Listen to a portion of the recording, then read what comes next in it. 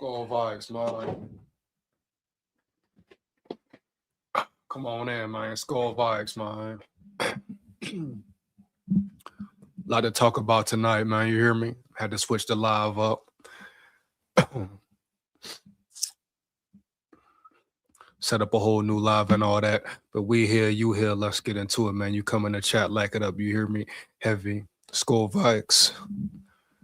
Like I say, you know what this live is about, man. Right? I'm gonna be breaking down the KWESI and Kevin O'Connell presser. But we got some Brian Flores news, some business to tend to. I believe he's getting a head coach interview. He got a defensive coordinator interview with the commander. So it's heating up right now. It is heating up right now. I'm going to just dive into that first and foremost on this whole Brian Flores tip. Now, man, like I say, I'm going to stand on it. Even the last live, the Vikings lose Brian Flores. And they don't increase the talent on this team, we're gonna be in another Ed Donatel situation early, dog. No cap. I stand on that 10 toes down. Now, just because he has these interviews doesn't necessarily mean he has to accept the job or he will be hired.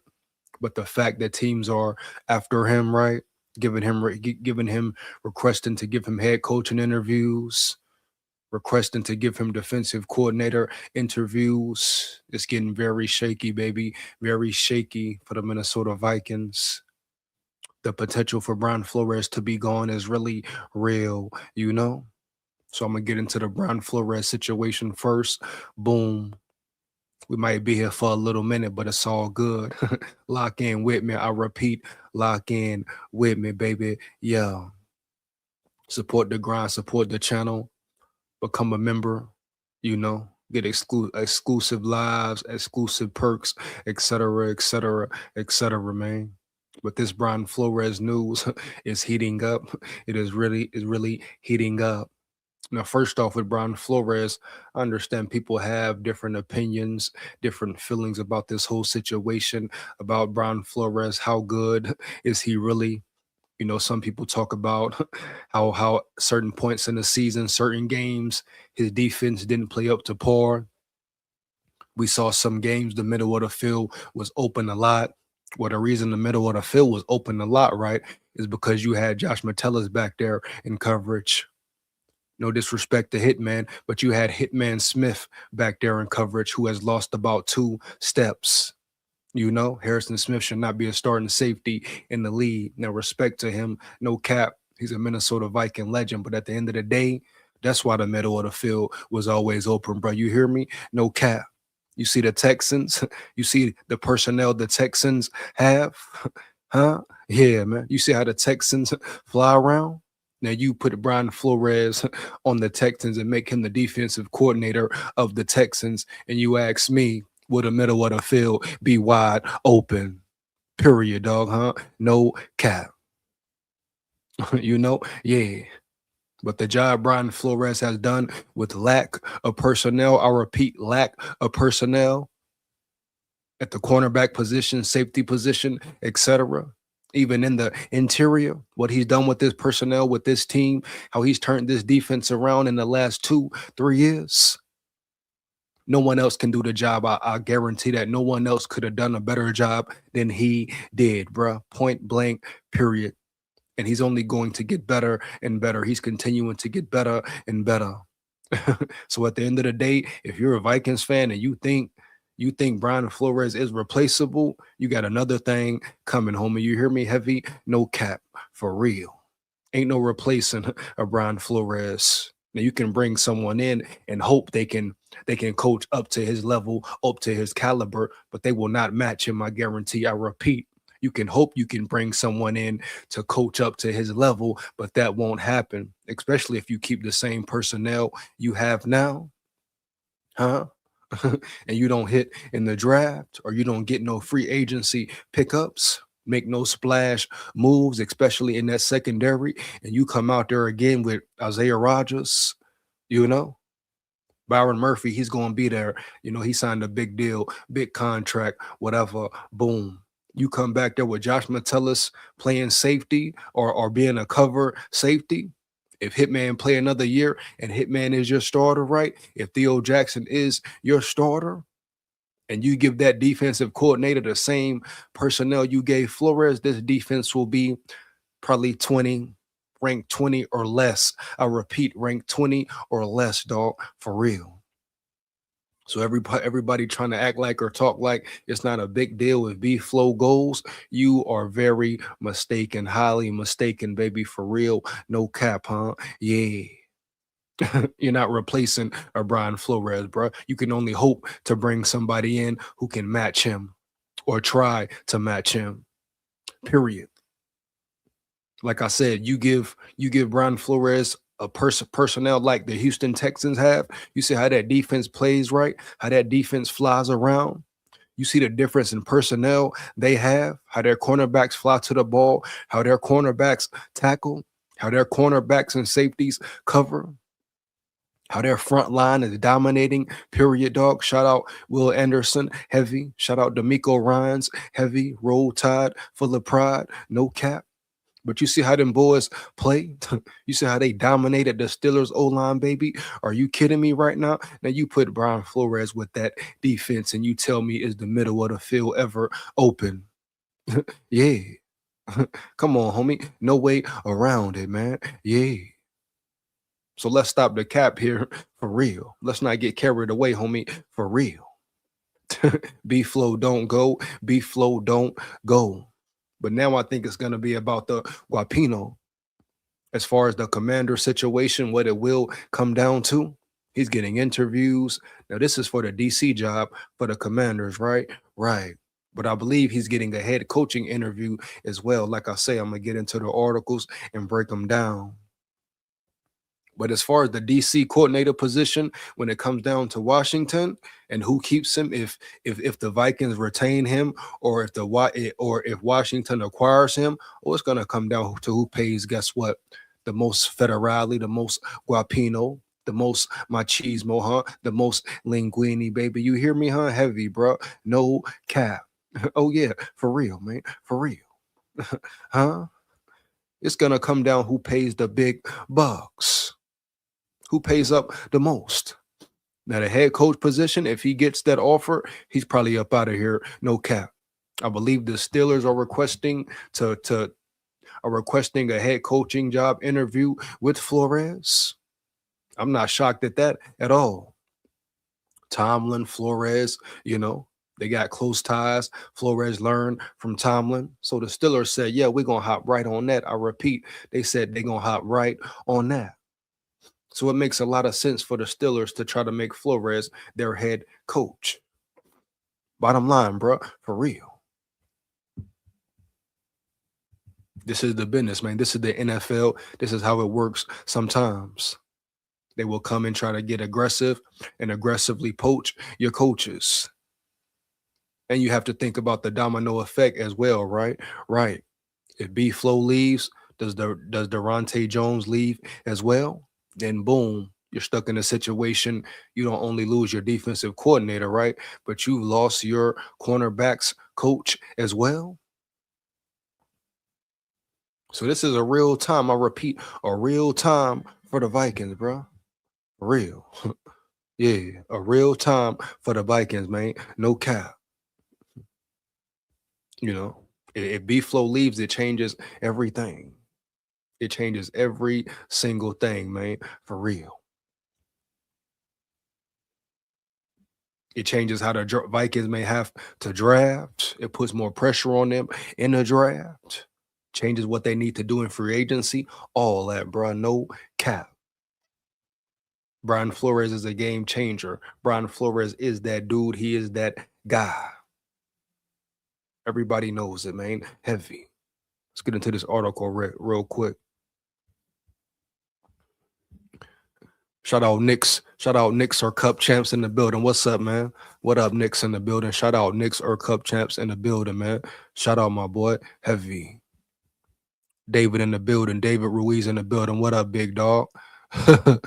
Sianda, whatever that means, David, you hear me? Early. She damn, shout out She damn in the building, bro. Heavy. Let's get it, man. Let's just get into this Brian Flores news, this Brian Flores information. But this is really getting kind of spooky. I repeat, really getting kind of spooky, right? I don't think Minnesota Vikings fans understand what it would really mean to lose Flores. I don't care what name you say. You bring this guy in, you bring that guy in. I don't care. They're not B flow. They're not replacing a B flow. And you thought the middle of the field was open last year. Keep that same personnel with a different DC. And it's going to be way more than the middle of the field being open than it was last year. I stand on that 10 toes down. You know, heavy, man, for real.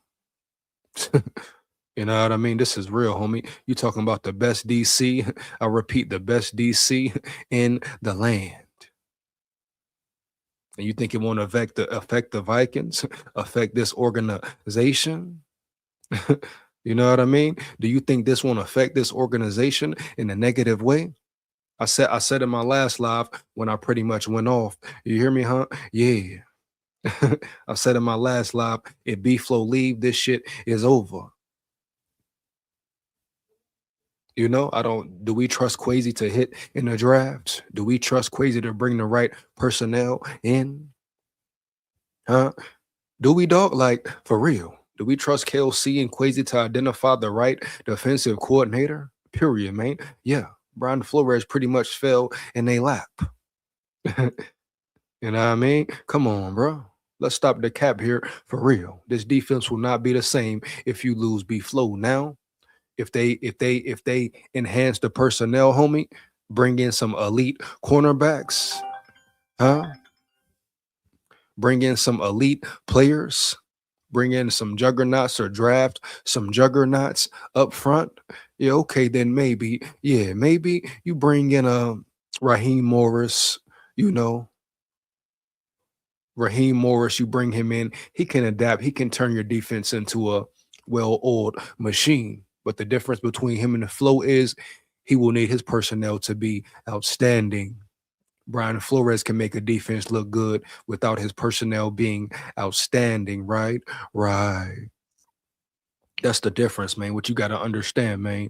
No cap, man. For real. I think people really forget who Brian Flores is. People really think he's replaceable. Like, what? He's that guy, homie. He's that dog. He's the real deal. No Holyfield, but shout out Holyfield. He is a boxing legend, man. What are we talking about here? What are we really talking about here round yonder? Come on, man. No cap. Shout out Aiden Chris in the building. What up, big dog? Aiden Chris in the building. What up, my dog? Heavy, man. SKOL VIKES forever, man. Believe that. Yeah. Kevin O'Connor wouldn't have a job if it wasn't for Brian Flores. Come on, bro. Aiden Chris, you know what's up. I know what's up, man. The whole Vikings world knows what's up. They can push it under the rug. They can deny it, whatever, bro. Boom. We know the 411, right? We know the scoop. Brian Flores made KOC look good. This defense made KOC look good. And really this year, he looked bad because his offense was trash. And he couldn't put his offense in the best position to win. He couldn't develop his quarterback for nothing. You talk about a man who waited until the 9th game, 10th game of the season to really put his quarterback in the best position to change the scheme, huh? To fit his offense the correct way. So Brian Flores has been making KOC look good since he been in the building. You hear me? And I said it in my last live. You let Brian Flores leave and take one of them jobs. You gonna see. You thought KOC was exposed, is exposed now? Oh, man. Oh, man. You let Brian Flores leave for real. KOC, microscope dad, we see you. We see you. Huh? We see you, Kevin. We see you, Kevin. Yeah, baby. Yeah. Now what you gonna do? What you gonna do? Huh? We see you, fool. Straight up, man. Heavy. Huh? You know how much pressure now will be on KOC? Huh? See, KOC, he was feeling good, huh? He didn't feel that much pressure, man. Heavy.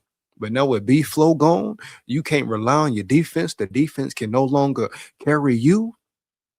We gonna see, y'all gonna see, the NFL world gonna see just how bad Kevin O'Connell is if he stays stuck in his ways.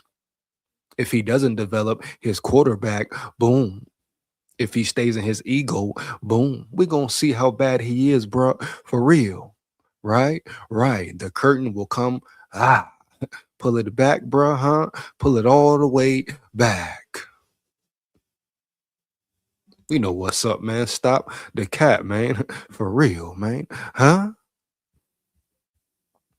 My boy Delton in the building. What up, big dog? Shout out my boy Delton in the building. What up, bro? Heavy. Huh? You know? Flores leads, we're fucked. Come on, man. We know what's up, man. Huh? What's up, man? Come on, bro. Stop playing. Stop playing. Come on, man. Huh? Delton, you know what it is. Everybody can sit here and act like, we can find somebody. We can find somebody fill in. We'll be all right. The Vikings will be all right. Hell to the no, no, no. Ain't no replacing a B flow. We know what's up, man. For real.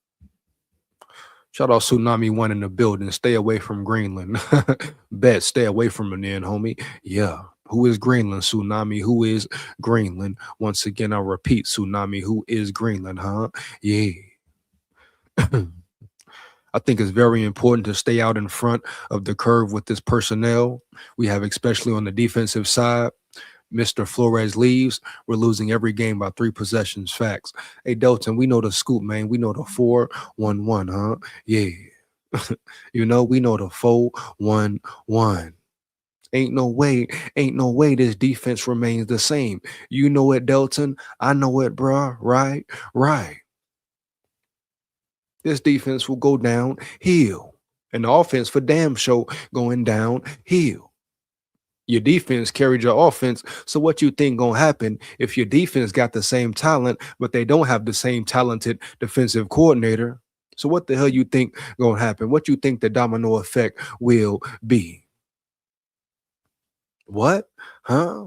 You think you think Gannon gonna save this defense, bro? You think Raheem Morris gonna save this defense, bro? Huh? No, I don't care what name you name. Nick Fangio couldn't even save this defense, bro. You hear me? No cap. Brian Flores is on a different level. Early, man. Heavy. Especially at the end of the season, the way them boys was playing. This man had Isaiah Rodgers as a cornerback, a starting cornerback. He had Slow Harrison Smith as a safety, Slow Josh Metellus as a safety. And his defense balled out. Come on, bro. How do you create a Super Bowl caliber defense? That's greatness in coaching, great coaching. Are you kidding me, baby? Are you really kidding me? This is not a game. This is not hype. B-Flow leaves. This defense may be damn near trash. They're going to have to rebuild the whole side of the defense, bro. Period, huh? No cap. Hands down, man. Down. Early, man. Early. Ain't no way around it. Huh? So you tell me where they start. Huh? In the chat, man. You tell me where the hell should they start if B-Flow goes. Come on, man.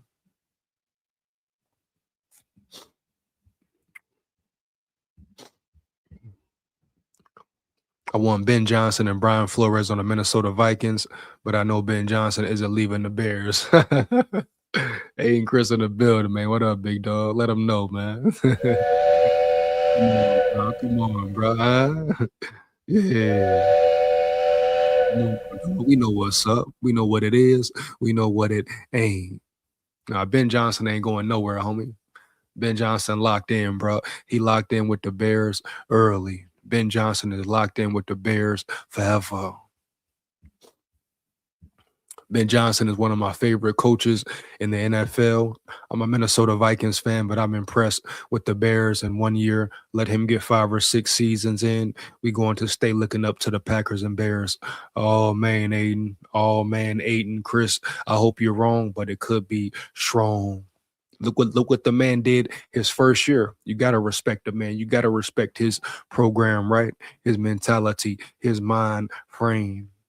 Look at what his players say about him. Look how his players play for him, right? Right. Look at what Caleb Williams said about him. Got emotional and all that. Everybody damn near wrote Caleb Williams off. You bring Ben Johnson in, boom. It's a different Caleb Williams. He brings that dog out of him. He brings the best out of him. He developed his young quarterback, something KOC has yet to do. But we sit here and call him the quarterback whisperer. I repeat, we sit here and call him the quarterback whisperer. The whisperer of what? I'm rooting for KOC, man. Hands down, man down. I want to see them boys win. I want to see him win, the whole squad win, man. You hear me? But at the end of the day, KOC has shown who he is, period. No cap. So how long do we sit here and be delusional or be bamboozled or let this staff fool us year after year after year? Hail to the no, no, no. They can fool you, but guess what? They can no longer fool me. KOC has showed me enough in 4 years. And if he comes back and runs it back and does the same thing again, guess what? I won't be shocked or surprised at all, bro, at all. But everybody wants to make McCarthy the scapegoat. All right, bet, bro. All right, cool. Come on, bro. Stop the cap. This is stop the cap season for a reason, right? I call it stop the cap season for a reason, man. For real. Come on. Now, if you're in the chat, like it up. Make sure you like, comment, and subscribe, and hit that bell. Share this with everybody you know.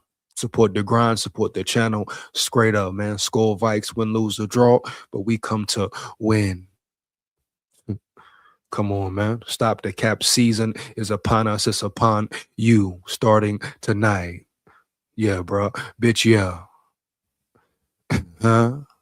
Packers say what you want about them. They will always find a QB to stay relevant. Yeah, Jordan Love, I mean, you know, he's solid. He's nothing really great, but he's solid, especially with the personnel he has. T-Double in the building. Shout out T-Double in the building. Harrison Smith should be in the box.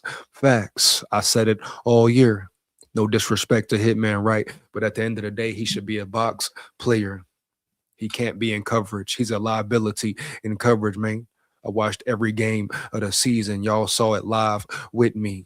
What did we see from Harrison Smith? What did we see from Josh Metellus, right? Right. First off, Josh Metellus needs to lose about, I say, 8 to 10 pounds if he wants to be a cover safety. I repeat, Josh Metellus needs to lose about 8 to 10 pounds, right? If he wants to be a cover safety. He looks too slow. You know, bro, he looks too slow. He just looks too slow. He can't cover nobody for damn sure. Not a tight end. Do you know what Loveland will do to him, in coverage, dog, every time?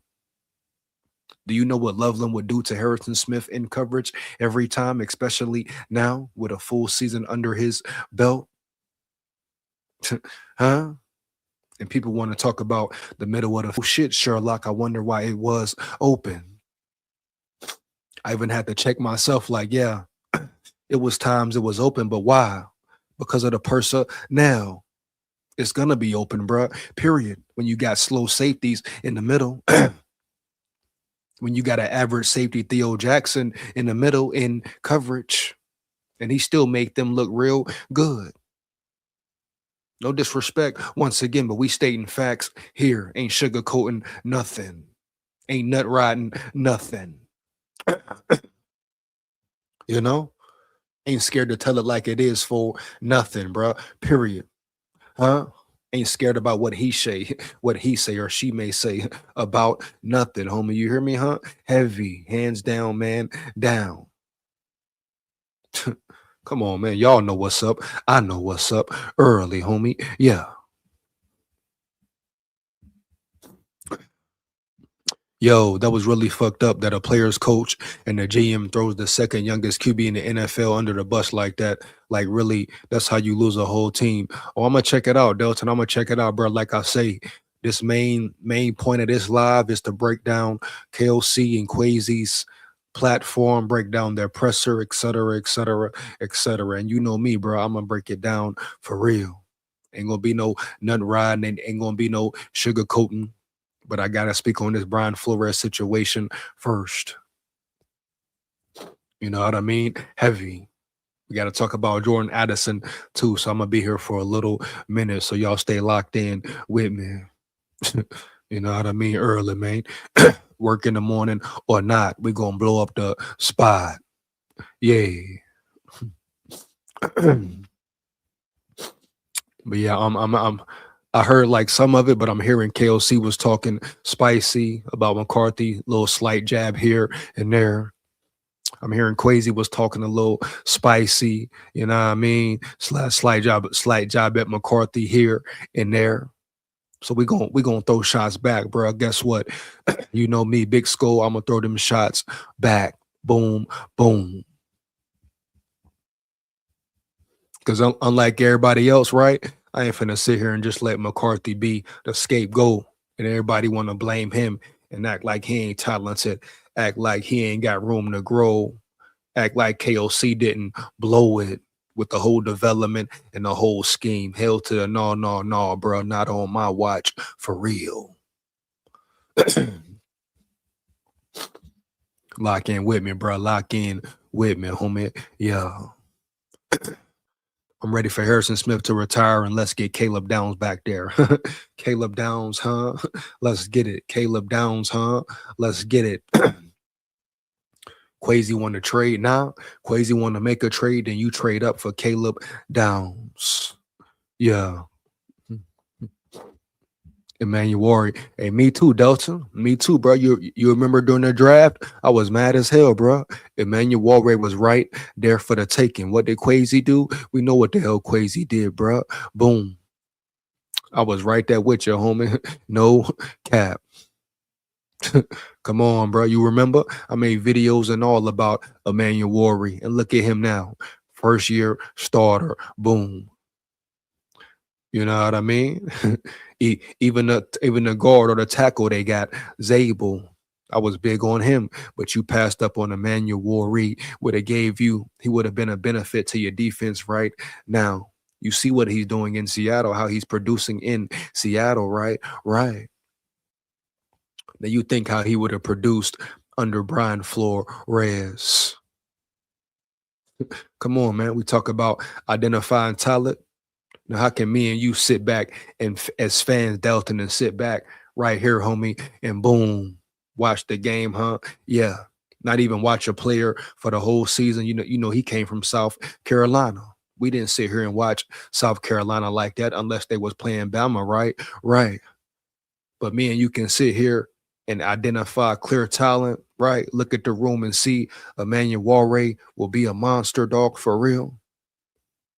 Identify a player who can contribute year one, but he not only contributing, he a starter year one. And you telling me Kwesi scouts couldn't see that? Kwesi couldn't see that, bro? You hear? Piss poor, homie.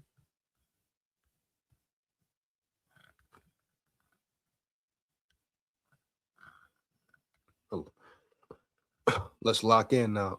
Yeah. But you telling me they couldn't see the talent and the potential in him, but we could, Delton. Are you kidding me, baby? For real? That's why I questioned his scouting team. That's why I questioned his whole scouting team, bro. Straight up. But I'm happy with Donovan Jackson. Guard in the first round is a reach. Yeah, I mean, Donovan Jackson, solid first season. Give him that. Solid first season. Definitely give him that. But can he stay healthy? He was injured a lot as well. It wouldn't hurt my feelings if fired KOC and brought in John Harbaugh as Minnesota Vikings head coach. Shit, mine neither, Aiden. Mine neither. And people may say, "Oh, y'all going so hard on KOC." Man, what? The man has been in there for 4 years. The man hasn't won a playoff game, bruh. Period.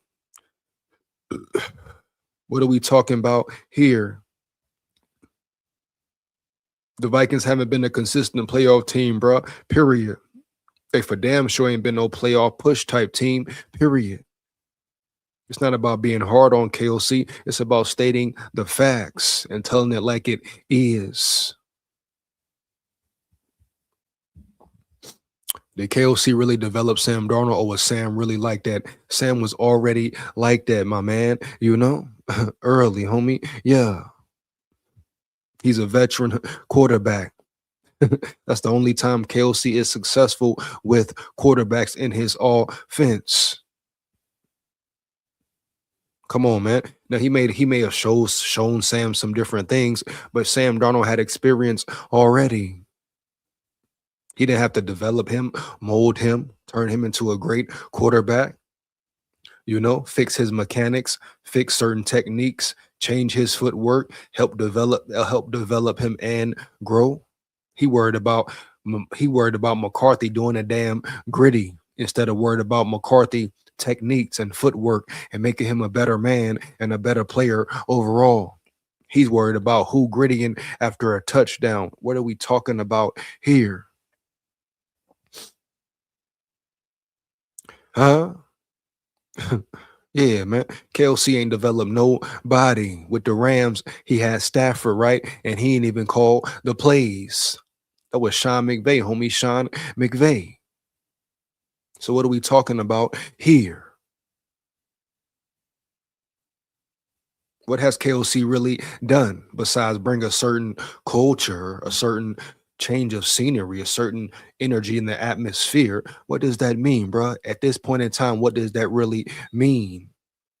If you're not winning playoff games, if you're not a consistent playoff team, huh? Come on, bro. The man hasn't won one playoff game, bro. You hear me? In 4 years. Yeah, what was the Wilf's main thing? Oh, we want multiple Super Bowls. We want multiple Super Bowls. Cap, bro. Stop the cap. I'm gonna get into this article, man, and come back to the comments right quick. Come on, man. First one up, we're gonna do the Commanders. Let's get into this Commanders zone first and move on from there.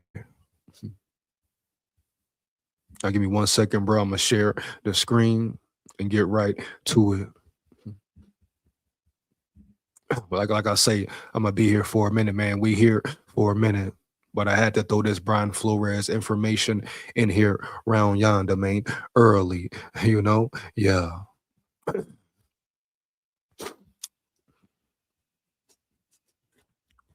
Give me 1 second.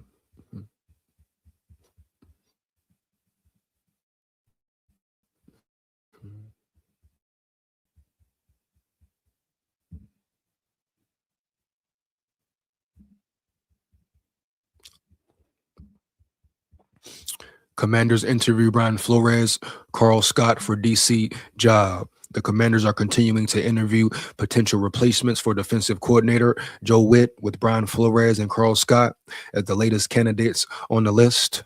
Flores, who just completed a 3-year contract as the Vikings for NFL Network's Ian Rappaport.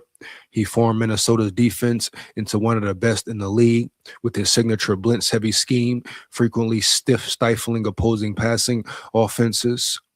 His ability to generate pressure could be especially appealing to a Commanders team that struggled to do so in 2025. Flores also spent a decade as a defensive assistant in New England, which included multiple Super Bowl matchups with Commanders head coach Dan Quinn when he was with the Seahawks and the Falcons. It is worth noting that Quinn took over calling the defensive plays in 25 after Witt's initial struggles and indicated that he could retain those duties moving forward. He would almost certainly hand that responsibility off to Flores if he came to Washington. That may not be the case if Quinn goes with a less experienced option like Scott, who has also interviewed with the team. According to ESPN's John Kim and Brady Henderson, the 40-year-old only has 5 years of NFL experience, with 1 year as the Vikings defensive backs coach and 4 years in the same role in Seattle, plus the title of passing game coordinator. The Seahawks pass defense saw some improvements after Scott's arrival in 22, and he was retained in 2024 after Mike McDonald was brought in as the team's new head coach. While McDonald rightfully gets much of the credit for turning Seattle's defense into one of the best in the league, Scott has still played a key role in developing the team's young secondary. Several defensive backs have taken huge strides under Scott's coaching, including recent first-round picks Devon Witherspoon and Nick Emanuele. Spending time under McDonald, who is quickly becoming one of the league's most respected defensive minds, further boosts Scott's resume. And that's it for the Commanders. So the Commanders, is it a real enticing job for Flores? I mean, who knows? I mean, the Commanders, as far as their roster, their team, are they on the decline or is it like a mini rebuild? But they definitely have talent on that defense, bro. You hear me? No cap. They got some young corners, safeties, linebackers. You know, they probably going to lose what's number 54? Y'all know who I'm talking about. Used to play for Seattle. They're probably going to lose him soon. But Brian Flores definitely has some good, solid pieces to work with. Oh, yeah, man. Some real solid pieces to work with, right? Right. So at the end of the day, boom. Depending on the Guapino, the Federale, I think that's what it's going to come down to with this whole Brian Flores situation, bro. Period.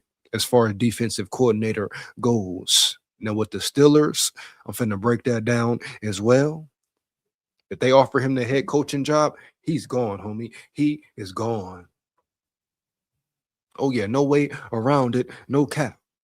If they offer that man a head coaching job position for the Steelers, bro, he is going out the door. Ain't no more B-flow. Now, the Commander situation, you still got a shot to keep him. He may still remain a Viking. But the Steelers come around and say, hey, bro, we want you as a head coach, Flo. Man, Flores is gone. And it's right up his alley as well. He's already a defensive-minded being. The Steelers are a defensive-minded team. And then he brings his staff in, brings in some good OCs, good offensive coordinators. You think coaches won't want to coach with him? Forget what they said about Tua. Forget what they said about his attitude in Miami. Miami is long and gone. Miami is like, what, 5 years ago, maybe even more? Coaches would love to coach under and coach with Brian Flores. Heavy, man, early. Players are going to love to play for Flores early. Ain't no way around it, man, right? Right. This is real deal, no Holyfield, but shout out respect to Holyfield. He is a boxing legend. They're going to love playing and coaching for this man. And everything he's observed from O'Connell, all of Kevin O'Connell's mess ups and piss poor situations he has put his team in. Huh? You think he ain't going to learn from KOC, learn from his weaknesses and his BS? You think coaching alongside KOC hasn't made him better? He's grown, he's matured, etc., dog. Boom. So he's going to take everything he learned throughout his whole career and take it to the Steelers if they hire him. Come on, bro. Come on, bro. Heavy, man. Period. He fits the mold. He fits the attitude. Damn near similar to Tomlin. He fits the toughness, man, the aggressiveness, the want to, right? The want to win. All that, bro. You hear me? No cap. Already stacked on the defensive side of the ball. You hear me? No cap. Come on, man. We got to stop playing, man. Stop playing. Come on, man. For real. Flores is a hot commodity. I repeat, Flores is a hot commodity. And if y'all thinking the defense gonna be the same if Flores leave, y'all is crazy, bro. Whoever telling you that, they lying to you. Whoever telling you that, they don't care about you. Word to your mama. You hear me, Nickel? Come on, bro. No cap, man. For real. Ain't no way this defense remains the same. No way at all, bro. Once again, you come in the chat, like it up. You new to the channel, like, comment, and subscribe. Support the grind, man. For real. You hear me? Heavy. Big SKOL here. SKOL Vikes forever. Win, lose, or draw. But we come to win. You know? For real, man. We're going to be here for a little minute tonight. Work in the morning, but it's work to do. You hear me? Heavy, man. Yeah. Let's get into some of these comments. Then I'm going to get into the whole Steelers and Flores situation. Seahawk head coach, I like him. He a good young head coach for the Seahawks. I like McDonald a lot, man. I like McDonald a lot. You know, the Niners could definitely get him, though. The Niners could definitely get them, though, for real. You know, I see Sam Darnold. He could definitely get him 2 picks. But the thing about the Seahawks, they keep Sam Darnold in safe situations. Mike McDonald and their OC isn't a dumb play caller like KOC was. They actually run the ball and continue to run the ball. So that they're not going to force Sam Darnold to make certain passes, make bad passes. Now, if they force him to do something or try to throw the ball 30 times plus versus the Niners, he going to give you about 2 interceptions. He will collapse, right? Right. But if they run the ball, stick to their game plan, and they're able to run the ball and use clock, Sam Darnold will be just fine. He'll be all right. Period. But shout out to the Seahawks, because they put Sam Darnold in the best situations to win. Period, homie. Heavy. That's signs of a great coach. What's the difference between Mike Zimmer and Kevin O'Connell other than KOC is a lot younger? What's the difference? Well, Mike Zimmer actually won playoff games at a certain point in time. You hear me, Aiden? If we're being real, dog. Mike Zimmer got his team to an NFC championship, if we're being real, dog. For real. That's the real difference right there, Aiden Chris. You hear me, dog? No cap. We talking about what's the difference right there. Mike Zimmer actually won some playoff games. You know, if it wasn't for Blair Walsh, he would have won more. Come on, man. For real. That's the difference right there. Say what you want to about Zimmer. He didn't like Kirk Cousins for a reason. You know, and at the end of the day, he won games, bro, for real. Period. No cap. That's the difference right there. Look at what my man Delton just dropped in the chat. What you say, Del? Hey, let him know, Del. You hear me? Heavy, homie. Yeah. We were 27th in yardage on offense and 3rd on defense. Come on, man. So fucking lopsided. Come on, man. Especially being almost high round draft capital is sent on the offensive side. Come on, man. Where the train at, man? Come on, man. Yeah. Talk to him, Delt, bro. Yeah. They don't get it, my dog. They don't get it. They don't understand, dog. For real, bro. Point blank, period.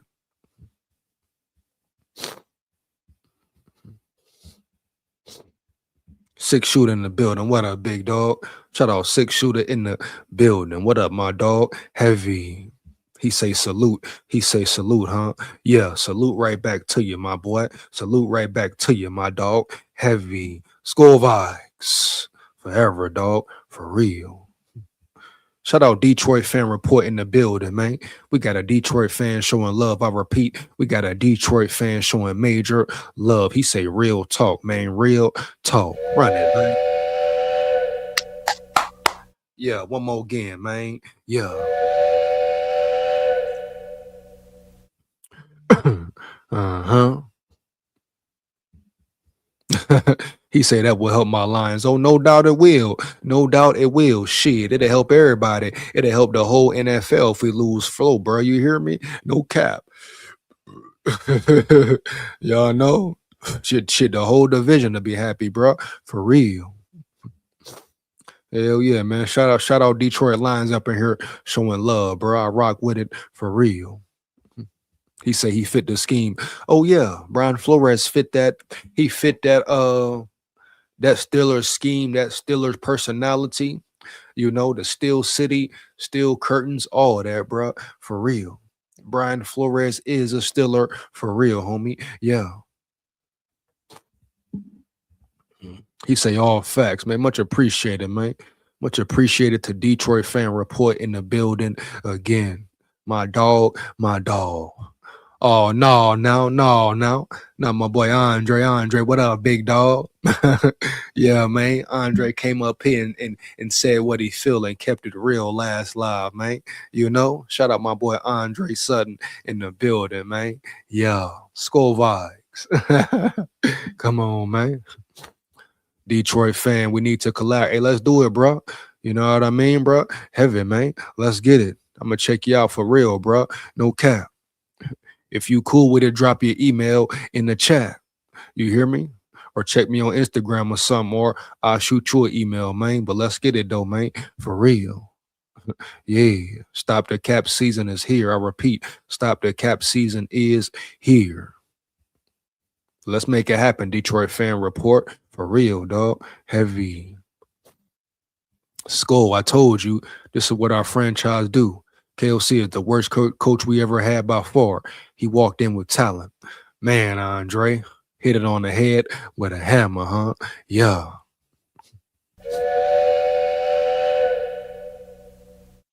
Man. Come on, bro. KOC has been horrible, man. He has been horrible, man. For real. So what about Addison now? I'm gonna get into Addison in a minute, man. You know, I'm glad you said something, though. I'm gonna get into Addison next. Oh yeah, I'm gonna get into Addison next. Oh yeah. I gotta see if it's any more details out. I did a video yesterday. I'm gonna check and see what's the scoop, what's the 411. If y'all know some information, heard any more things, let me know.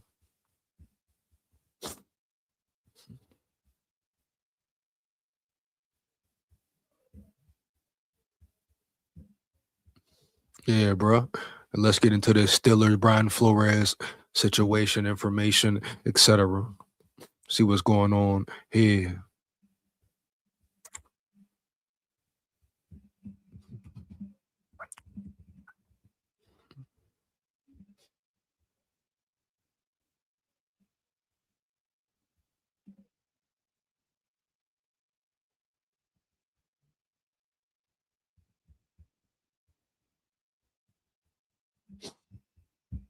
Y'all give me 1 second.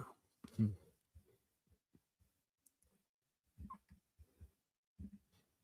said Dante Culpepper. We got shut out in the NFC Championship game. Come on, man. Oh man, come on, Andre. Come on, bro. You can't put it all on Culpepper, bro. Come on, man. Yeah. Come on now, dog. For real. my boy Andre Wilder tonight, man. He already on one, man. For real, man. Yeah. Y'all give me 1 second right quick, man. Gotta fix something right quick, man. Right fast. Heavy. Early, man. Yeah.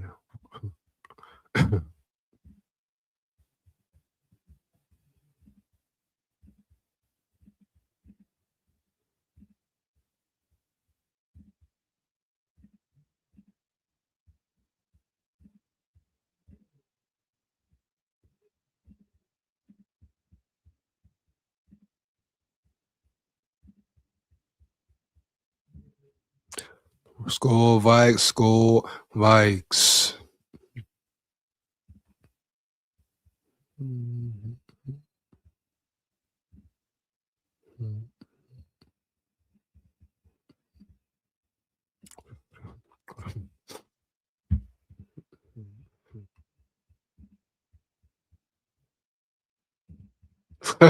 He say, dude, terrible, that roll on BS. Oh man, he loved getting his roll on, huh? He loved getting his roll on, bro. For real. Daniel in the building. Daniel in the building. Can we hear my hot take? Trey Addison and pick for G. Wilson, Jets, or it will be perfect. Hold on, Daniel. We're going to get into it. Daniel, give me a second, man. Give me a second. We're going to get into Addy for real.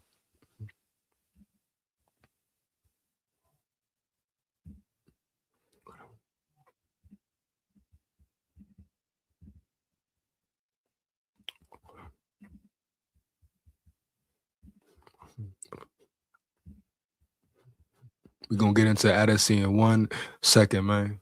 You hear me, huh? Yeah. First, I got to get into this B float situation. Y'all cool, calm it down, relax, relax. We're going to be here for a minute. We're going to handle that business, huh? That SKOL VIKES business, man. Yeah. You know? Calm it down, calm it down. And like I say, you want to come up here and say how you feel, just make sure it's real. Then come on in. Don't be scared. Don't be scared, my friend. Yeah. I gotta change something, bro, real quick, like, right. Where my thing go, man? Hold up. Y'all fire the chat up, man. Let me know how you feel about Jordan Addison. What do you think should happen to Jordan Addison? That's the next segment of the live, bro. For real. What do y'all think should happen to Jordan Addison if he is guilty? Because at the end of the day, we don't know if he's guilty or not. We don't know the full scenario, right? The full situation. But if Jordan Addison is guilty, what do you think the repercussion should be? Do you think he will remain a Viking? Will he be suspended, huh? Yeah. You know? Will this be his last season as a Viking, or will the Vikings forgive him, etc.? Will they throw it under the rug? Will he not be punished at all? But you have to think, if he is guilty for real, which we don't know yet, like I say, according to his lawyer thinks he will be exonerated of all charges, right? Right. You know? Huh? So at the end of the day, we really don't know yet. Y'all give me 1 second, bro. I gotta change something right quick. Hold your horses, man. Yeah.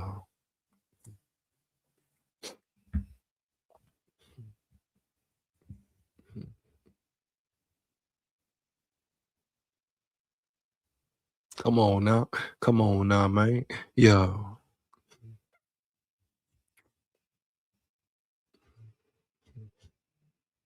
There we go. Boom. We back in effect.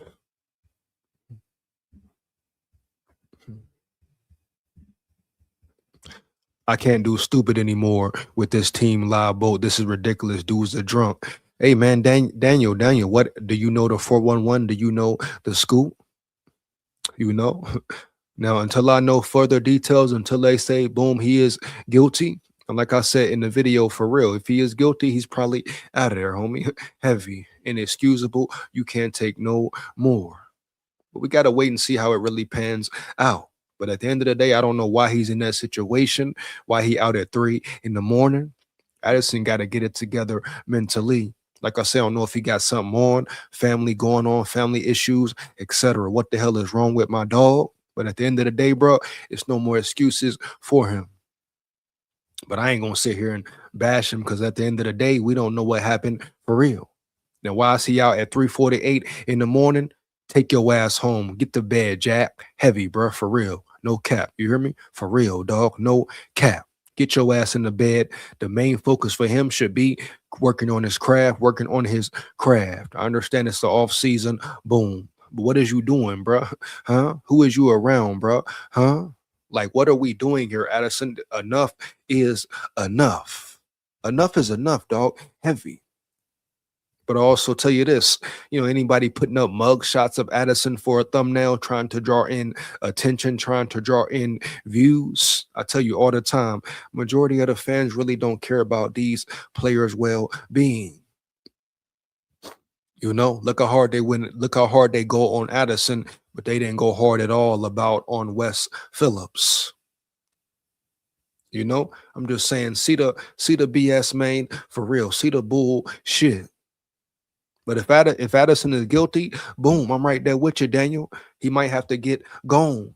It's too much. At the end of the day, it's too much, bro. And not only that, on top of the London situation, you showing up late to the program, you showing up late to walkthroughs, bro, for real. You showing up late to this, to that, you arrested again. It's 3 strikes for real. Heavy. But I ain't finna make no judgment, dog, until I know the full details, bro. Early. But people who throwing up mug shots and throwing up bad pictures of Addison and showing him looking tired, looking horrible in the mug shot, bro. You know what they want, man. They doing it for the view. They ain't got no love for the man. For real. Heavy, man. Early. That's why everybody was calling him a criminal. They would love to see him be a real, true criminal. Oh yeah, there's people out there who would love Addison to be a real, true criminal, man, for real. So yeah, I ain't gonna sit here and go all in just yet. But at the end of the day, he need to get right, man. He need to get right. Addison need to get his mind right. Guilty or innocent, bro. If he was trespassing, if he gets exonerated, whatever. If charges get dropped, whatever.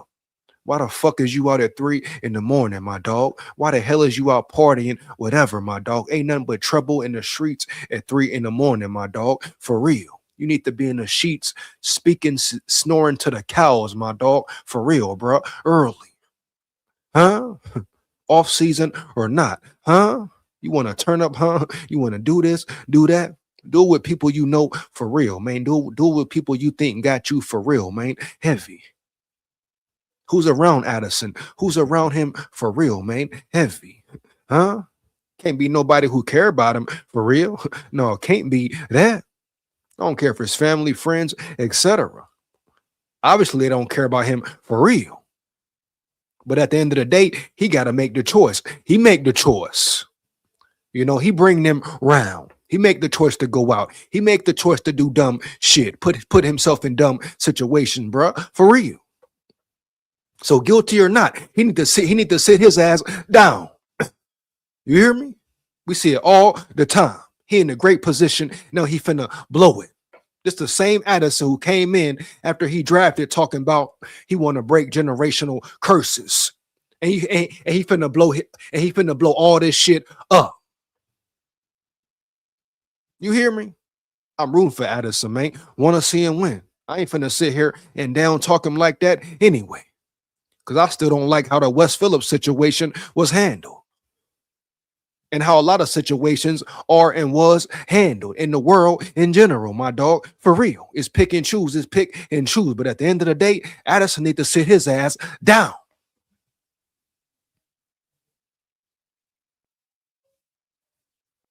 Huh? Focus on his craft. All the talent in the world. But he ain't showing it, bro. He coming off an average season. An average damn season. Yeah, I said it. An average season. With a whole bunch of drop balls, period. Sit your ass down and work on your craft, my boy, early, homie. And this big school to you here. The people who putting up mug shots of you and putting your mug shot all in the thumbnail, they don't care about you, my dog. People want to see you fail, my dog. Huh? Early, homie. Yeah. Focus in, Addison. Win, my bro. You got all the talent in the world. Fuck the club, bro. Forget a party, homie. Forget a drug, my dog. Focus in on what you need to focus in on. Because you're going to blow it, bro. You're going to blow it. And it could be worse. Somebody could motherfucking shoot your brains out, my boy. For real. Huh? Heavy. Wrong situation, wrong time. Try to rob you, try to do whatever, dog. You hear me? No cap. Sit down and grind, dog. Sit down and work on your craft, dog. For real, bruh. You out of pocket, Addy. You out of pocket, dog. Heavy. And I'm saying this to you out of love, my boy. For real. I don't want to see you locked up. I don't want to see you dead. I don't want to see you on another team. I don't want to see you kicked out the NFL, bro. For real. I want to see you win. And I don't even know you like that, my boy. You hear me? But I can tell you going through something ain't right there mentally. You know?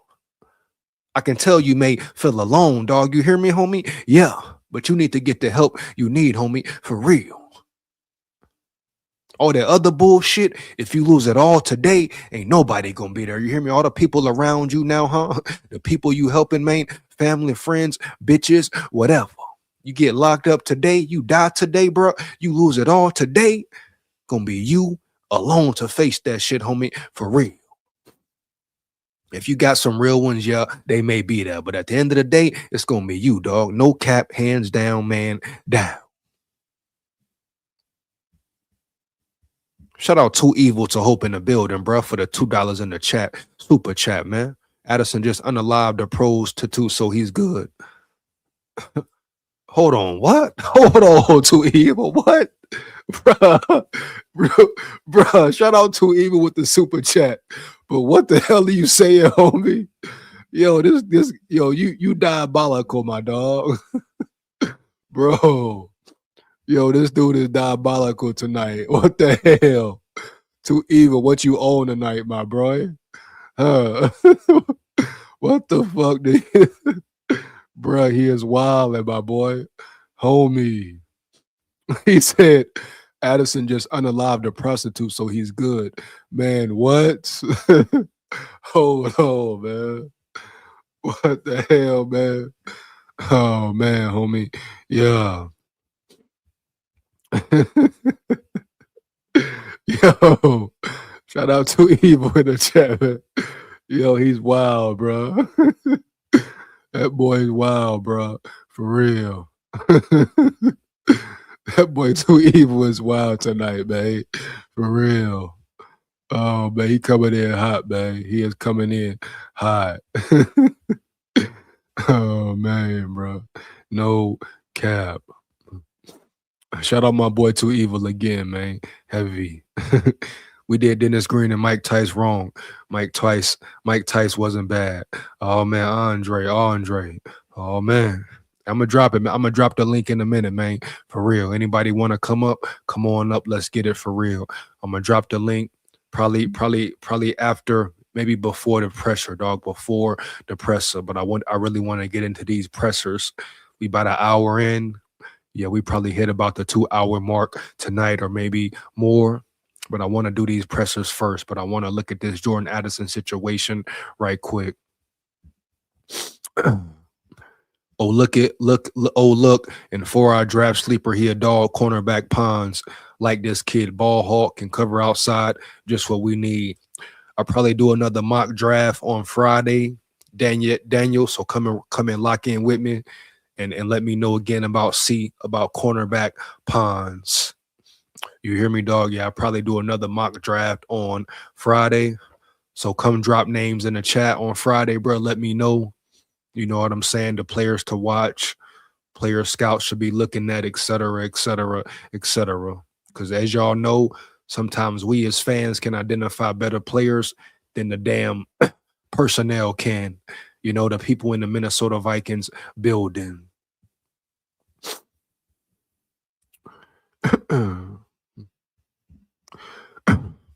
He stayed for noodles after getting kicked out for being drunk. We had problems.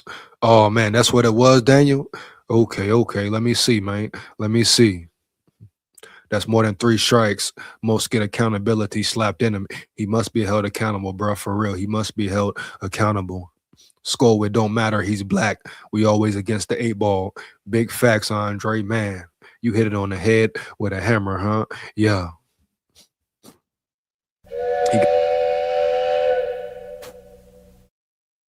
He got to tighten up, bro. For real.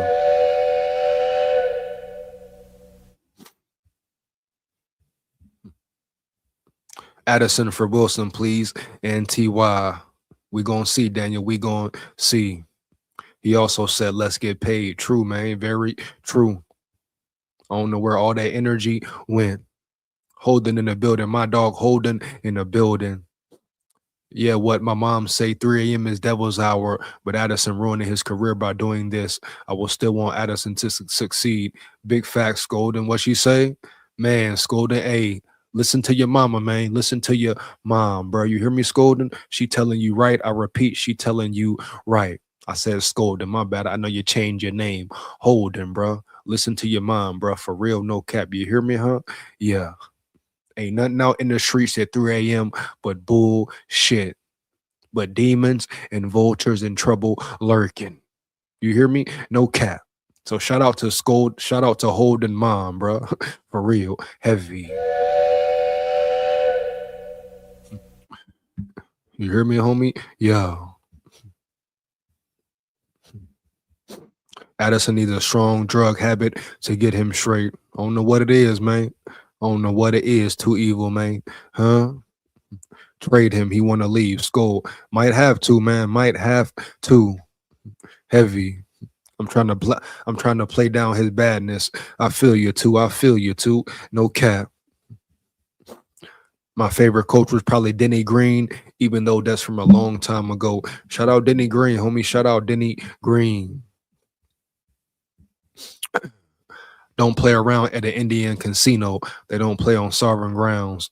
Big talk, real talk. Big talk, real talk. It's fine. You can call me Holden if you want. Shout out Holden in the building, bro. Let's get it, man, for real. All right, let me dive into this Steelers, Brian Flores, so we can speed this up a little bit, bro. Let's get to it, man. Let's get to it, you know. 1 second. Got one more Brian Flores document to get into. Then we go hop into Addison, see if there's any more breaking news on him. Then we go hop into the pressers to wrap it up.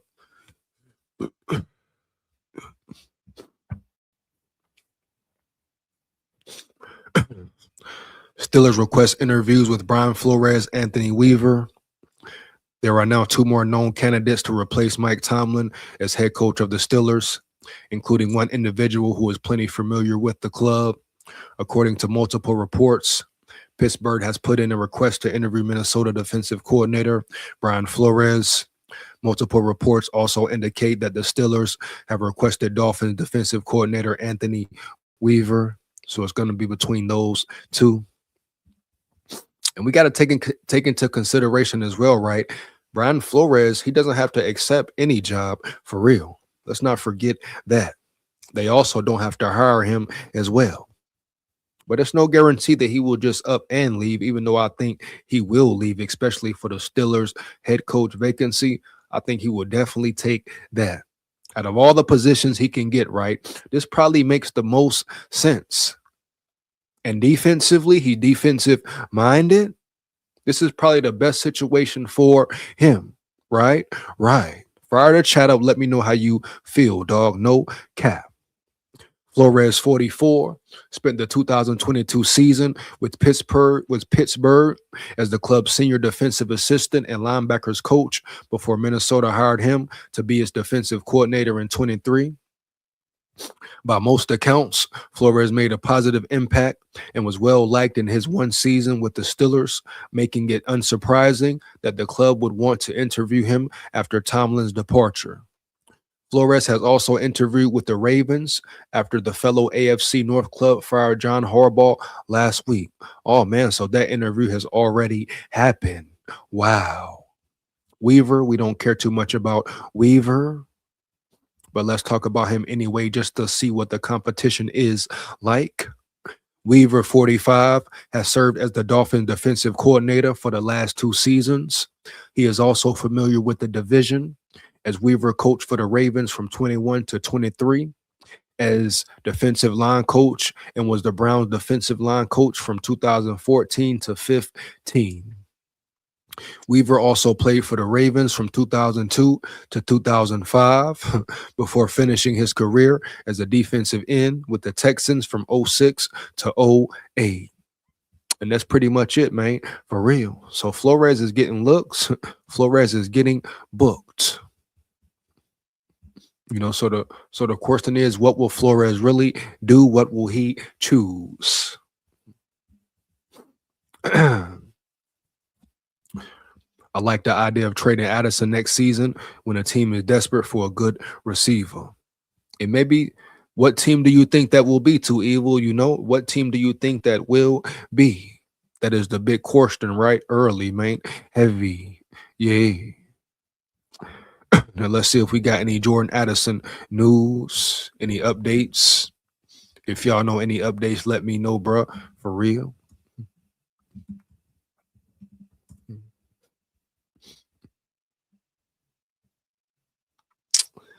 Looks like the same old shit, bro. The same old topic. Oh, bro, hold on, man. Hold on.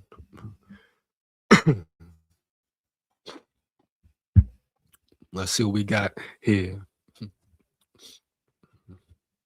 Y'all give me 1 second. Give me 1 second, man. Yeah.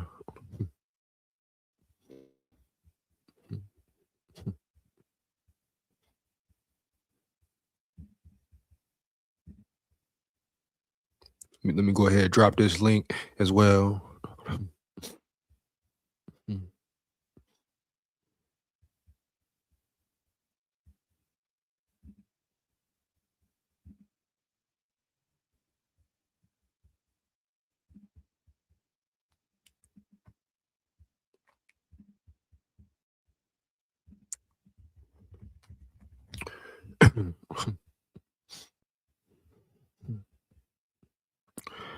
Let's go ahead and get into it right quick.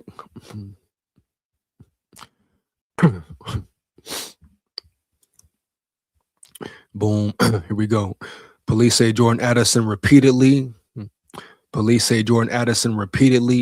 had to be asked to leave casino restaurant. So it's already looking like he was out of pocket. He was out of line. The police are saying they asked him to leave repeatedly. Now you got to sit and look. Was he caught up in his ego? We know how some football players, stars, etc., think they're holier than thou, think they can do whatever the hell they want to, etc., etc., etc. Was this that type of situation? Like people saying in the chat, was he drunk? I don't know, bro. No, it's looking, I don't know, but right now we're gonna see, bro. What's up? Why was Minnesota Vikings wide receiver Jordan Addison arrested in Tampa, Florida on Monday? According to the incident report filed by the Seminole Indian Police Department, Addison allegedly refused to leave a casino restaurant despite multiple requests by staff. Per the report, Addison was asked to leave the Wabo Palace Noodle bar at the Seminole Hard Rock Hotel and Casino. He allegedly refused and wound up being arrested for probable cause trespassing at 3:46 a.m. local time. So it's looking like he was just damn being hard-headed, bro. Probably, obviously, drunk, turned up, whatever. Being stupid, bro. Being dumb. The liquor, the spirit of the liquor got to him. Allegedly, throw that allegedly in there. I guess this is still under investigation. But if this is true story, man, Addison, I mean, it's technically not a major crime, but why are you in a casino, raising hell, raising Cain, causing havoc, huh? Yeah, drunk, whatever. As the defendant was being escorted out of the building, the police report reads, he repeatedly had to be redirected towards the front exit. Addison was booked into the Hillsborough County Jail at 7:33 a.m. local time and released roughly 7 hours later at 2:40 p.m. after posting a $500 cash bond. You hear me? Addison legal representation says he may have been the victim of a false arrest. Oh, man. Adding that they are confident the 23-year-old wide receiver will be exonerated. But what would the false arrest have been? Were they picking on him? Were they stereotyping him? Were they messing with the wrong guy? Were they picking on him for no reason, or was he causing trouble? I mean, why did they want to throw him out?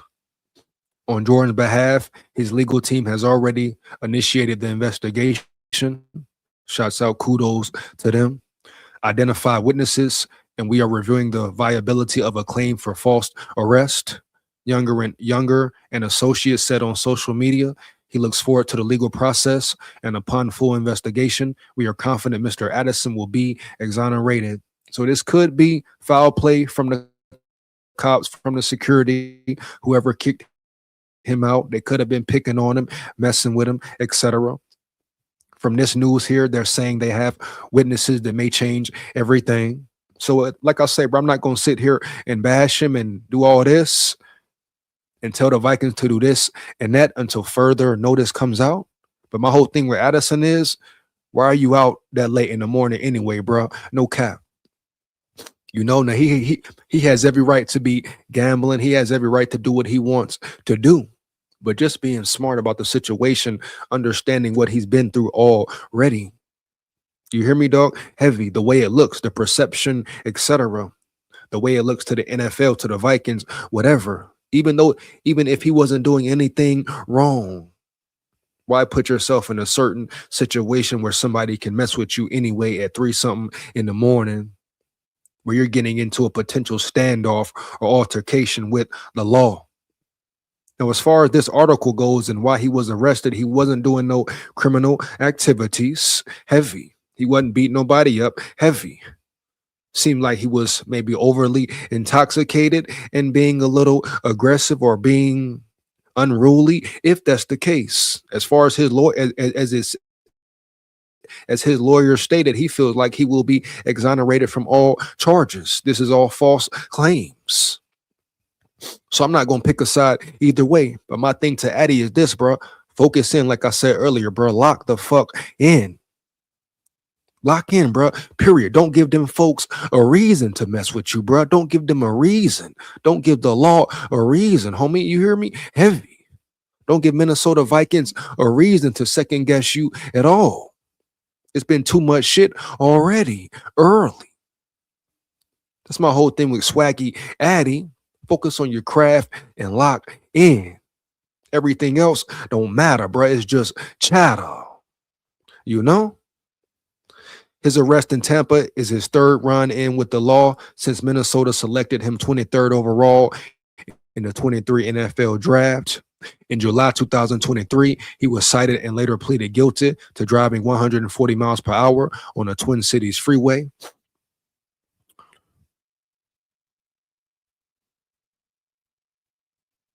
In June 2024, he was arrested on suspicion of DUI in Los Angeles, which he later pleaded no contest to a lesser charge. He was also benched for the first quarter of Minnesota's Week 5 game in London after missing a team walkthrough. All of the off-the-field issues will certainly be weighed by the Vikings as they look into the future. Addison is eligible for a contract extension this offseason. But with Naylor also entering free agency, they may have to be selective about how to spend money at wide receiver when Justin Jefferson carries a nearly $39 million cap hit. That's roughly 12.5% of the salary cap next season.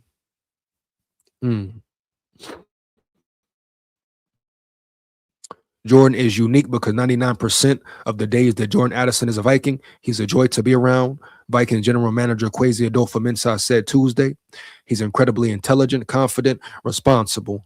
And then it's like all of us, what are you like on those 1% of days? Is it the type of thing that draws attention or not? Obviously, that's something we have to consider when you're talking about long-term ramifications of a contract extension and different things like that. Or letting somebody like Jalen Naylor leave. Addison is due in court on February 3rd.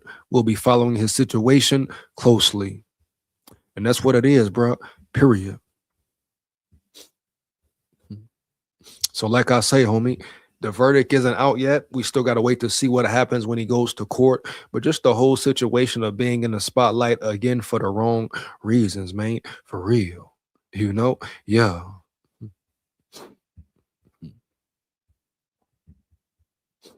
KWESI and KOC equals duds. Shout out JDI in the building, bro. He said Quasi and KOC equals duds. Heavy, man. Yeah, bro. Come on. One more again, man. Yeah. Oh man, bro.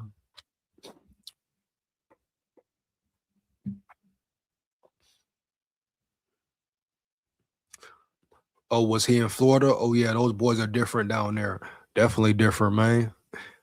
You know, he just gotta lock in, bro. Like from that article and from what's going on, it was a simple arrest. You know, he wasn't doing no criminal activity. He wasn't hurting nobody. You know, he wasn't on drugs or on no illegal drugs. And like I say, his lawyers say it was a false arrest or he was wrongfully arrested. So I ain't gonna sit here like everybody else and bash the man and say this and say that and come up with a verdict or make a judgment when we don't really know what's going on. Look at the articles, man. Read all the articles, man. Period. But people quick to post up his mug shot, quick to post up him looking bad on camera, looking drunk, etc. Like majority of the people who posted his mugshot ain't been drunk or been looking stupid drunk in their damn life, right? Right. You know? But why they do it? For a view, clout, guapino, etc. You know what it is, man. I know what it is. Heavy. But I ain't gonna sit here and say the Vikings need to trade that man or get rid of that man when I'm reading more articles coming out saying they don't know what happened. He could have been falsely identified, falsely, wrongfully arrested. Come on, man. You hear me? No cap. Yeah.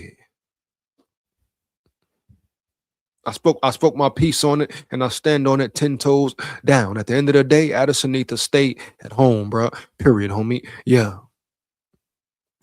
Huh? Take a break, then train, homie. Yeah. Then we gonna get into what we here for real. The Quasi and Kevin O'Connell presser, period, homie, and break it down for real, huh? Yeah. Give me 1 second, man. Yeah, we finna get into it early. Cause I'm hearing they coming at my boy JJ McCarthy heavy, and I ain't gonna allow it. Hell to the no, no, no. No way, no damn how. Oh yeah. Give me 1 second, man. Yeah.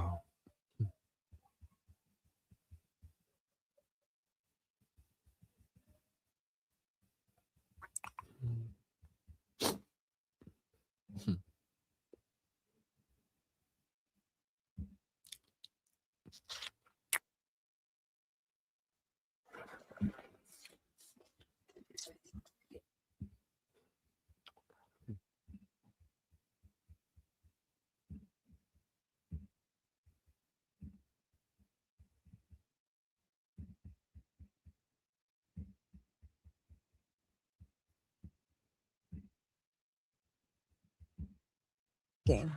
Before you watch the biggest games, make sure you've got our biggest pizza in the game. The Big New Yorker for $10. That's how you pizza before the... Good morning. Here we go. So we know who this man is. Y'all know who this man is. Like I said, I'm breaking down these pressers. We're going to do a deep dive into them, right? Right. As we all know, as you know, this is KOC. KOC, the head coach of the Minnesota Vikings, right? Right. Yeah. KOC, who's been the coach of the Vikings for 4 years. Kevin O'Connell, who's yet to win one playoff game for the Vikings in 4 years. You know? Yeah. Kevin O'Connell, who seems like he cannot develop a quarterback, period. He needs situations to be perfect to win, period, homie. Yeah. So as you listen to him speak, right? Heavy. Ask yourself, where is he speaking from? What is his energy, dog? What is he really saying? As you know, we've seen him lie, seen Quasi lie, etc. So really try to pay attention and break it down from every aspect. You know? Boom. Let's get deep into it. Boom. SKOL Vikes, you hear me? Yeah.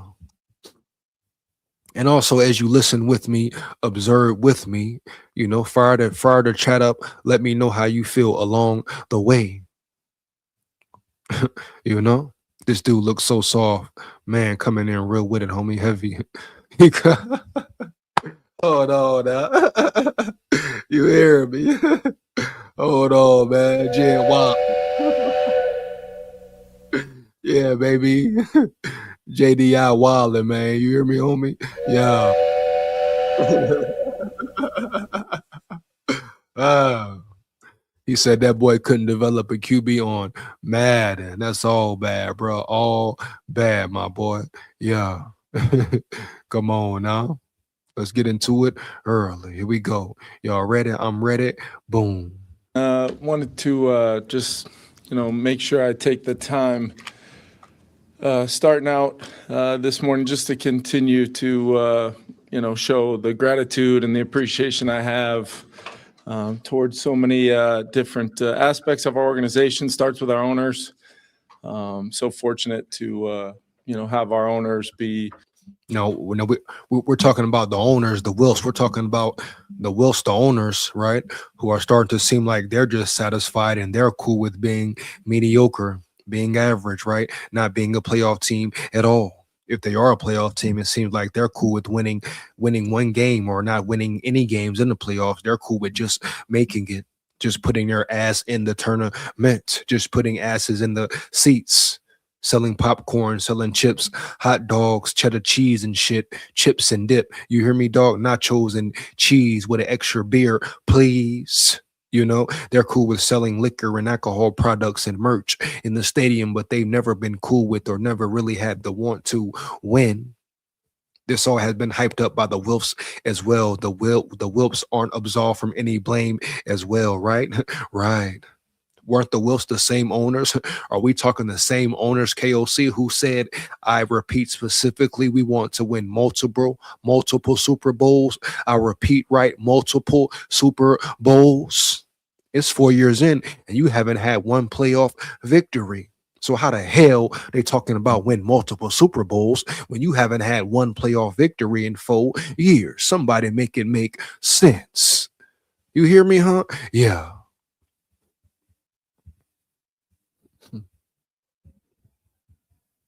Come on now, JDI. You know what's up, man. Yeah, you hear me? Yeah.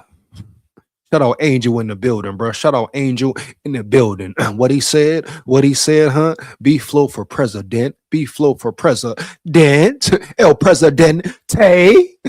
Huh?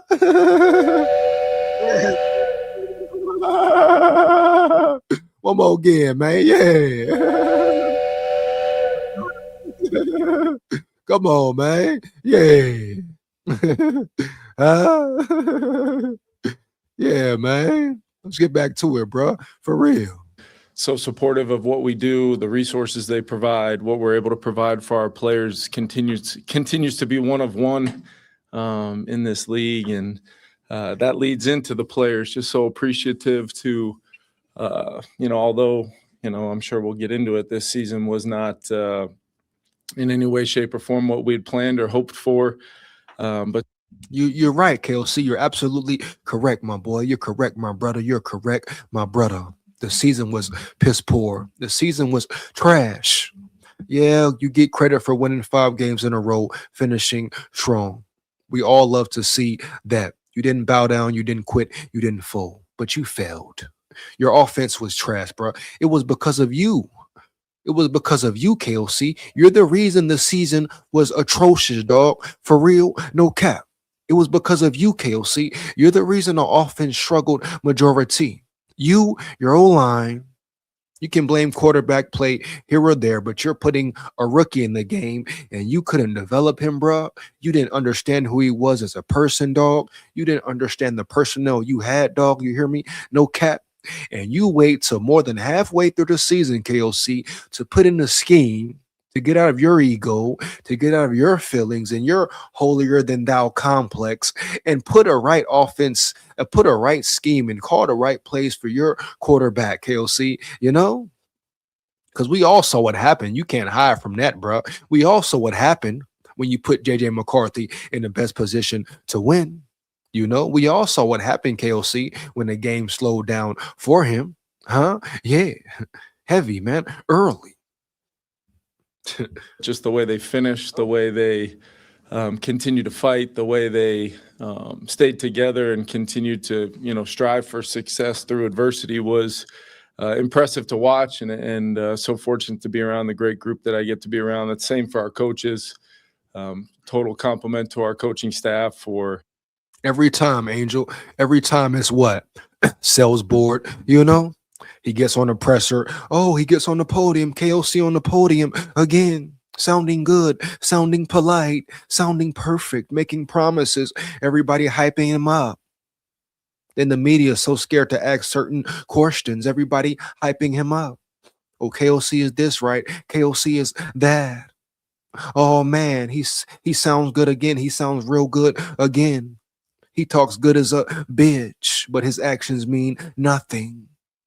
So what are we really doing here? Come on now, man. Stop the cap, man. Stop the cap season. For real, man. Yeah. Shout out Christopher in the building. Shout out Christopher in the building, man. He say facts, EJ. Man, yeah. B-Flow save KOC. Arse the whole season. Big facts, JDI. Big facts, JD. Come on, man. Yeah. We know what's good, man. Yeah. Bitch, yeah. Huh? SKOL VIKES. Huh? Helping to persevere through what was a difficult season at times, and ultimately, finishing the way we did 5-0, down the stretch shows a lot about those guys, and most importantly, our players, our staff, throughout our building. We got some of the greatest people in the world supporting what we do, both on the first floor with the players, but also some of the folks that helped put together the Europe trip and help navigate some of the things that we had to navigate. You know what I miss most about playing? Yelling, "Hey!" So I got this job. I got your pizza. Throughout the year, travel-wise, and just the people that do their jobs for us at an incredibly high level. So very thankful, obviously, to continue to attack this every day with those great folks, and something I'm looking forward to. Speaking of the season, clearly, especially getting a chance to watch a lot of the football this past weekend, as we thought it would, it definitely stung to not be a part of it. But what we've got to understand is we didn't do enough to get into the playoffs, and that's something that is not going to be acceptable for me or our team or our organization any year going into it the way. Yeah, KOC, you're not the only one though, man. Guess what, man, huh? You're not the only one, man. Yeah, man. Yeah, bro. We saw it as well, man. We saw the Bears come back from being down 21-3. We saw the Niners, their whole team decimated with injuries, homie. Yeah. Kittle out, Bosa out, their best players out, injured, man, banged up, huh? Yeah. And we saw the Niners go into Philly and beat Philly, KOC, huh? We saw the Niners go into Philly and beat Philly, KOC, injured and all. And what did we see you do the whole season, Kevin? Huh? Yeah, man. Huh, Kevin? Huh? What did we see you do, Kevin? Huh? Yeah. Hold on, man. Hold on. Dre, what up, man? What up, homie? What up, homie, man? Man, getting into this presser, man. What's up with you, dog? Man, this dude is a real. Look at him, man. Just look at him.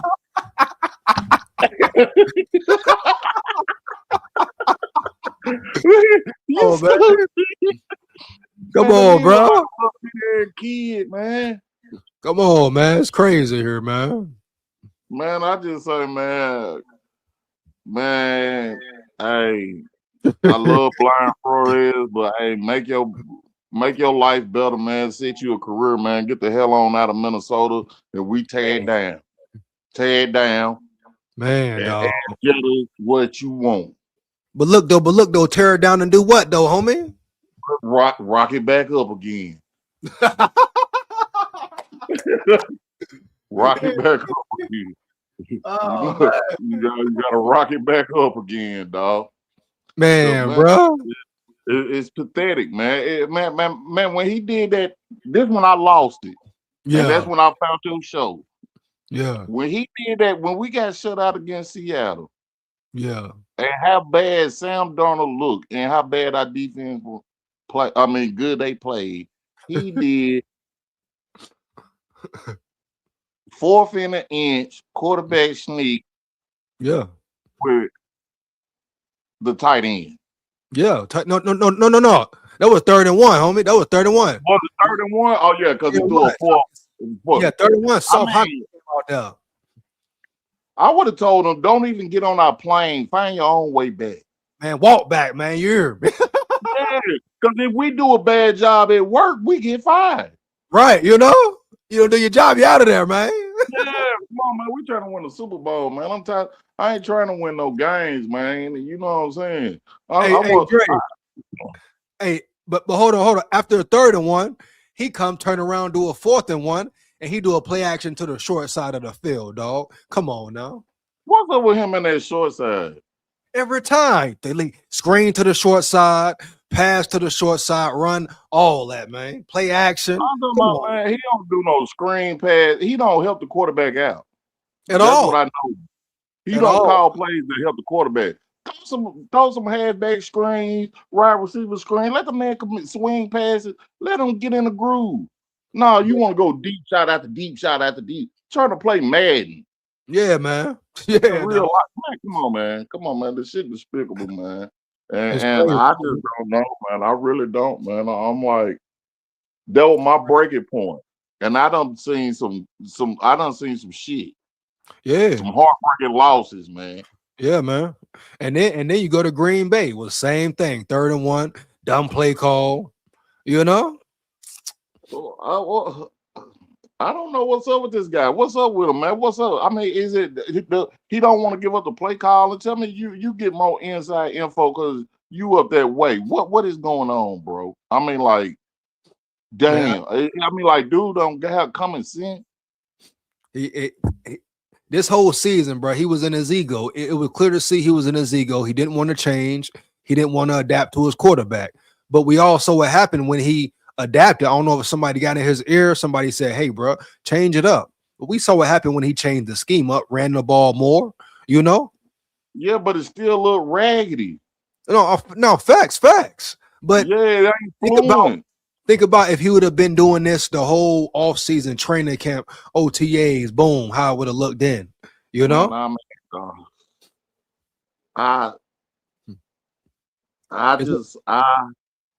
Big SKOL. I want to pass the torch to you, but you got to hold it down a little harder, bro. You know what I'm saying? You got to be my voice right now because I'm up to here.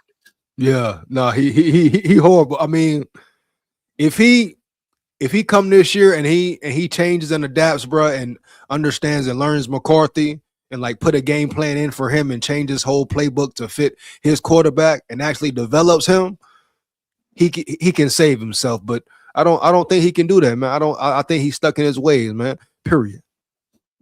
You know, I think he's stuck in his ways. I think he's stuck in his ways, dog. I think he's gonna do it his way. I don't even think they really gonna they probably bring somebody else in for McCarthy, man, or try to replace him the way they talking, the way I heard they talking. But I'm finna break it down, though. Believe that. Oh my God! So we dead for the next 10 years, man. I don't even know how long he got extended for. You know how long he got extended for? I'd say I don't know with this one. Then plus another, that'll end up being 10. If he got another 4. That's 10 years, right? That's 8 right there. That's a decade. Yeah. We just got to wait and see what happened, man. For real. We got to wait and see what happened.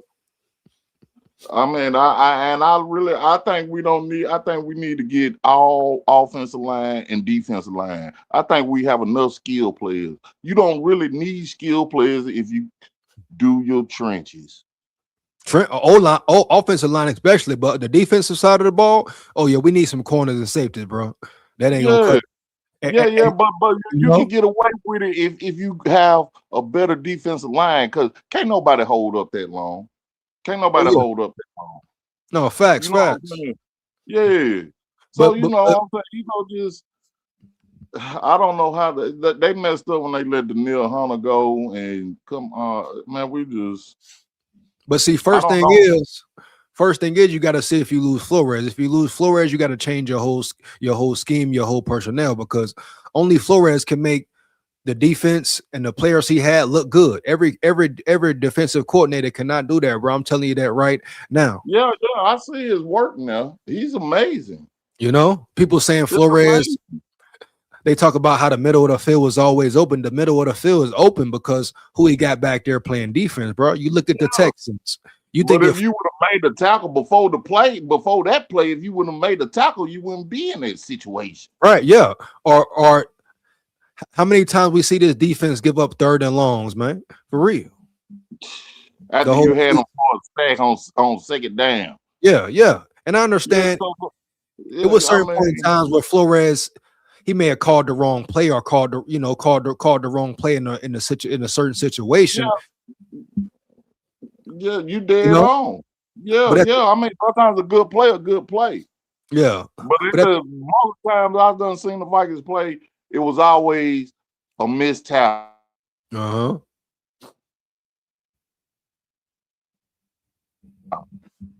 You had him for a sack, he got away. Just like Right. Caleb Williams. You have him for a 20-yard loss, and then he turn around and get a play. You got to make them plays. So I don't really blame it on too much on the coaches too. You got to make them plays. Justin Jefferson, I seen you doing all that pouting. I seen you drop 3-4 touchdowns. A lot of drop passes this year, homie. Yeah. A lot of drops, man. A lot of drops. But look, and you put Flores. You give Flores a Texan defense with the personnel they got. Come on, man. You think the middle of the field will be open? That's a real. Oh, hell no. You see how the Texans play, man? They defense raw, homie. Heavy. You see them play versus Steelers? Man, them boys. Line, though. The cornerbacks too. Them boys fly to the ball, homie. Heavy, and they cover. They 2nd string defense line. Yeah, that's what I'm saying. It's like a starting defense. That's what I'm saying, bro. And you picture, and you give Brian Flores that same personnel. He had a number 1 defense across the board. But why we can't get the personnel? They ain't because KWESI can't draft. You hear me? Huh? KWESI, is, bro? Yeah. You got to build your team through the draft, dog. And not getting enough defense. No, you gotta build your team through the draft, dog. Okay, acquiring free agents is cool, but boom, bro. Most of the free agents you get, especially Hargrave and Allen, they got what, maybe a year, 2 years left. Hargrave probably gone, right? Yeah. Yeah, I didn't like them too. Not at all. You gotta the key of the draft is to build your foundation in the draft, dog. Period. KWESI ain't done that, homie. He ain't done it. Ryan Gripson, he's sitting up there in the office. He's slaw, huh? Lord. So all these front office people, man. I don't know them like that. I think you need to go and get on the media and start pressing them. Bro, putting the media on the I can't stand this dude. He got his little content. He called FTW or whatever. Oh, now ain't he the one? I saw, ain't he the one who put that mug shot at Addison up there, huh? Did he? I ain't seen it yet. I've been listening to you. Yeah. Some of these creators, like they, what I'm saying, they jumped on the shot to make Addison look bad, man. They put the mug shot at him up there, man. Yeah. So, but dude, he separate the fan base. For real, what he be doing? I'm just his. He ain't giving it. He ain't like no. You don't really feel no heart. You don't feel. I'm questioning his Viking card. Where's your pain? Nigga, suffering in pain. And you can't say it ain't all about race, because I done seen us have black head coaches. I done seen us have black quarterback. It's bigger than that. Right. Hey, I gotta pull his fan card, dog. Yeah, pull that man fan card, man. Everybody, man, come on, for real, man. Dude, man. It's bigger than that, man. And you over here doing that and doing it. No, it's like he showed favoritism towards the franchise than you do as a fan base. Yeah, I get you. Yeah, You know man. what I'm saying? Don't do that, man. We get sick of this shit. Facts, man. Big facts, dog. For real, Yeah, man. sometimes man, you got to get caught. You got to accept it. You got to accept accountability, man. You know what I'm saying? I ain't playing right. I ain't coaching right. I ain't heard O'Connell say that not nan time you ever show the presser. You ain't never hear him say me, all me. It's always we. No, it's been you. It's been just you numerous times, my dog. Numerous times, my boy. Heavy, man. You know? And our media don't get on him. I'm telling you, they not, Dre. That's what I'm telling you, man. But you see how quick to bash McCarthy the whole season. What we hear, dog. The whole. See, but that's why I'm putting it in your hand. That's why I ain't gave you the keys all the way to the car yet. Because you a bam too. I see that bam in the back too. So you know what I'm saying? I know, man. We know what real championship look like. What real coaches look like, man. For real. Yeah, but see, man, we got to go to the media, man. Yeah, you know. Yeah, I be looking at it, man. It's like we divided. It's like for real, man. We all got to come together. It's like, man, we sick of this shit, man. Yeah, man. But man, you know how some people do, man. People don't want to come together for real, man. You know, you got certain people like him. But people like us can override him. Man, come on, man. Hey, you already kick the facts. If you kick the facts, truth always over prevail. I'm gonna keep kicking them, bro. I promise that, man. Come on, man. Even though Addison, you doing wrong, they got a bed for you. Just keep on playing. I'm telling you, man. He got to lock in, bro. Yeah, they got a bed for you. And you can have all the money you want and can't spend it. Yeah. So hey, he gonna blow it, bro. He keep messing up. He gonna blow it, dog. Yeah, he man. up, dog. You just gotta start attacking the media, man. I will, man. You got the people, get the people behind us. You got the platform. I'm trying to get mine up and going. I'm kind of slow to the technology type shit, but I'm sick of it, bro. No, bro, I'm gonna get on it, man. Hey, you saw the last live, man. I say ain't nobody safe, man. I gotta come with it, man. Man, you gotta come with it every time. Yeah, we're going down. I see it now. We ain't gonna be nothing for the next 10 years if we don't clean house. Don't say that, Drake. Come on, man. I've seen it time and time again. Oh man, come on, Drake. If I tell you I seen it, bro. Dang, bro. Nigga, we did the Herschel Walker deal. Man, it took us to get Randy Moss before we were back competitive again. That's about 10 years. Man, dog. If we don't do something now, we will be the laughing stock at the bottom. We'll be looking to win half our games for the next 10 years if we don't do something now. So you saying it ain't no hope at all for KOC and KWESI, man? Nah. Man. No, if we don't make a move now, we are done for the next 10 years. Unless the football guys take the pressure off of us. You know the Wilson ain't gonna do nothing, man. You know what's up, man. You know how they do. That's why I got. Can I put the keys in your hand, bro? Hey, you know how Eddie Murphy. I got the knife. Can you get the knife, brother? You got to get the knife, man. You the key to the Super Bowl. I'm telling you gotta kick the door down, bro. You hear me? You gotta go run head into it, bro. You got the key. You got the. I done checked out all the Viking platforms. They don't come real like that. Man, I guess they some YNs or something. You know what I'm saying? Probably scared to, scared to speak up and say what's real, man. Scared of who it's gonna affect, who gonna say this, who gonna say that, you know how like it goes, like your boy Vocal Mike. He be coming real. Yeah. But at the same time, come fed with it. Don't be drilling behind your back and all that, nigga. Take it to the lane, nigga. Tell like how you did the other day. I'm like, damn, it done took a whole year for you to go off. I'm trying to be cool, man. Shout out, you can't be cool. Shout out Vocal. Shout out Vocal Mike too, man.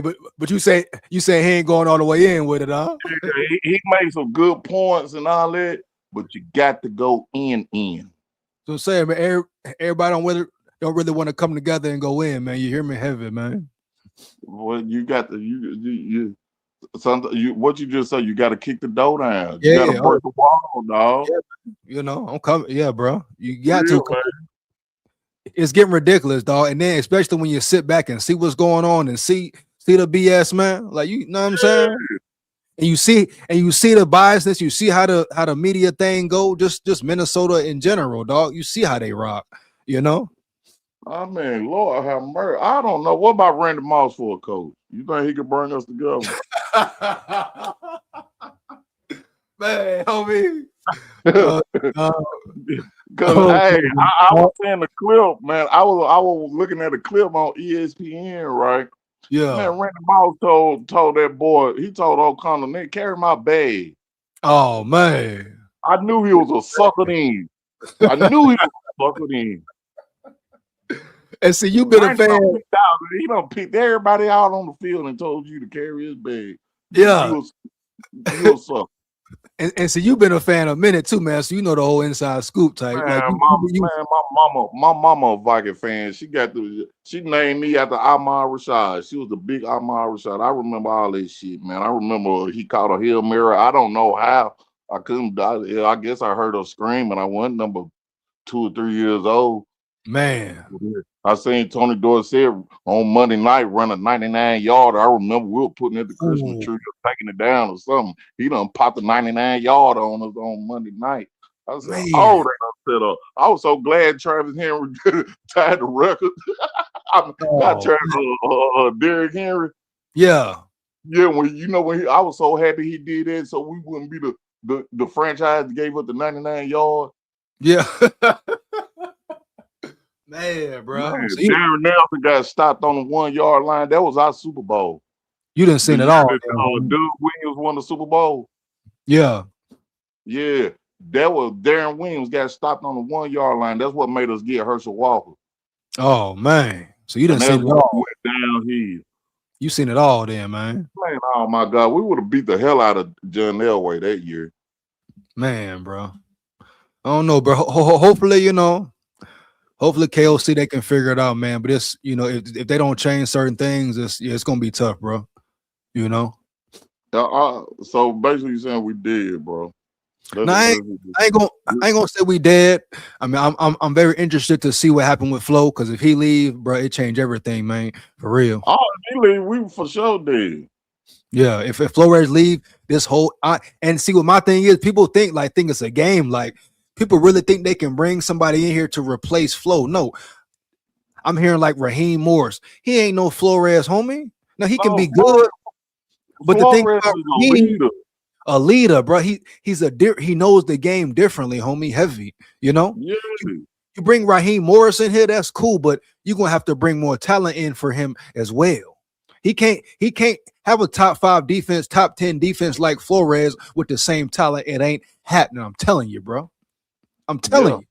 You bring any other D coordinator in here like this with this same talent next year, it's gonna be a bottom of the pack, maybe 20, 25. Rose, I don't know what to do with him. I'm surprised. B-Flow played him that long. Who that? Rose or number 2. Rogers. Yeah, Rogers. Bro, he ain't had no choice. He ain't had no choice, dog. No choice at all. That's why I'm telling you, we need cornerbacks, homie. That's why you can't tell me you can't grab a nigga that's making $100,000 who can't wait to get to the NFL, hungry as hell to get an NFL check. Bro, it's drafting like Quays, bro. We done missed out so much in these 3 years, Dre, of the draft, man. It done set this team back so bad, bro. As far as building personnel and depth, man. That's one thing that I give Zimmerman them. They could draft. They drafted good. They had some bad ones, but yeah, they wasn't great, but they was solid at times.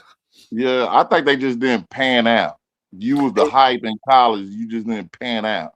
Yeah. Or you couldn't somebody got a question for you. Shout out Ralph in the building. He say, do you remember the Drew Pearson push off? Oh my God, that was the same thing. Yeah, that was the That might have been the same game. What you call it? Got the Hail Mary. No, Which- I might no. That might have been a different game. That might have been the year before or the year after. I don't really remember that, Yeah. but I can remember. But I damn sure know could remember hearing my mama holler, "Oh, he caught him!" when Amar Rashad caught that damn ball. For real. Yeah, I could damn. I couldn't have been number 2 or 3 years old. I can't remember shit back then. But I don't know how that stuck with me. You know what I'm saying? Hell yeah. Bro. Yeah, I mean, man, we had our chances all through the years, man. I mean, goddamn, Dante Culpepper, you goddamn go. You can't read the blitz against the Eagles. You choked the whole goddamn game. Yeah. You know what I'm saying? I could, when you say Dante Culpepper, I said, oh my God.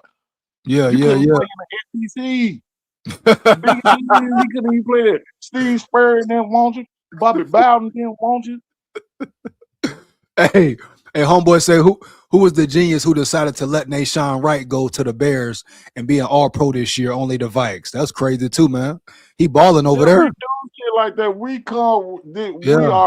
We are the franchise where careers die. Oh man, hold up, man. What a train at, man. Yeah, Dre, hold on, man. Look how many. Come on, man. Look how many people left. Look how many people left the Vikings and went to a Super Bowl. Man. Or won a Super Bowl. Damn, bro. And Nashawn Wright balling for the Bears too, homie. You know? Because they play for that man. That man a hard-nosed coach, man. Yeah. No talk. Run my fucking play. We're gonna run the ball. Yeah. First, second, and third down. If I was the coach, my first 2 possessions, I'm running the ball. Yeah. 6 plays in a row. We gonna set the tone. Yeah. Hey. JD, shout out JD in the building. He say Dante was too busy in the videos with the hot boys getting his roll on. My God. Oh, that weak ass kid. That's why he broke his leg. That's why his leg got broke like that. Cause God don't like ugly the way you did Randy Moss. Nigga, they turn around and broke your motherfucking leg, and then your ass wasn't nothing after that. Cause what you did to Randy Moss. Randy Moss made you. Man. You know, you see how the universe work, man. Universe hell. Hell yeah. Hey, look. Hey, he say he's right, EJ. 72 years old and hopefully win a Super Bowl before I die. Damn, man. Shout out Ralph in the building, man. I'm telling this kind of man that did it. I had some more years left in me, but when that man did that 3rd and 1 with the tight end, come on, that man. did it. Yeah, it's crazy. It's all guns out now. I'm ready. I'm ready for warfare. You get him out of there, man. And look, you know how you say, like you said, man. Shout out to all the Vikings content creators, but at the end of the day, like you say, man, be real, right? If everybody talking about, it's pick and choose, seem like, right, huh? Yeah. Man, some dude that did that FTW talking about Kevin O'Connell is the winningest coach in franchise history. In franchise history, he's the winningest coach, and man, he's the worst coach by far I ever seen in my life. Man, horrible, bro. You hear me? Crazy, man, and that's why I tell you, like, this dude must, like, the NFL protect him, his buddies protect him, all that. The media protect him. Why, man, the Raiders protect him. Got to talk more because I want to give you the keys. Oh man, to challenge the media. No, hey, we got to have a New York media, man. Dre, when I tell you I'm finna attack mode, I'm telling you now, man. That you know who next? Who? FTW. I'm finna break him down too. You break him, please. He won't answer me. Period. What you Nah. I'll be putting him under the pressure cooker. Oh man. He might have kicked me off, period. Because I blast him. It's different if somebody do a video about you, though, punch out directly. You hear me? You can't avoid it. You hear me? Yeah, because what he be saying, man, come on, man, you keep covering for this nonsense, man. And I've been But a you know what it is? diehard all my life, man. I'm talking about from kindergarten all the way, man. People jugging me out. Ooh, they, Yeah, oh, yeah, y'all ain't gonna do shit. Ooh, every single year of my life.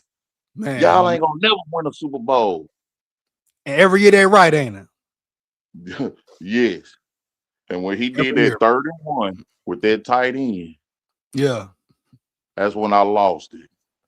And you know what it is, Dre? A lot of this, like some of the media and some of the creators, they scared to be real. They scared to say something about a coach, about a player. You know why? Because they scared to maybe potentially mess up a relationship. So instead of speak the truth and be real and really say what's needed, they hide behind it. They say it kindly, you know. But What it's you better. mean hurt the It's better. relationship? Well, explain to me hurt the I'm relationship. saying like they scared to upset O'Connell, or if it reach a player or something. You know what I'm saying? What? Oh my god! Oh my No, I'm god! telling I'm telling you what it is, bro. Like, Is that so, where we is? I'm A telling you, man bro. ain't doing his job, and you Yeah, can't get criticized for not doing your job. yeah. They because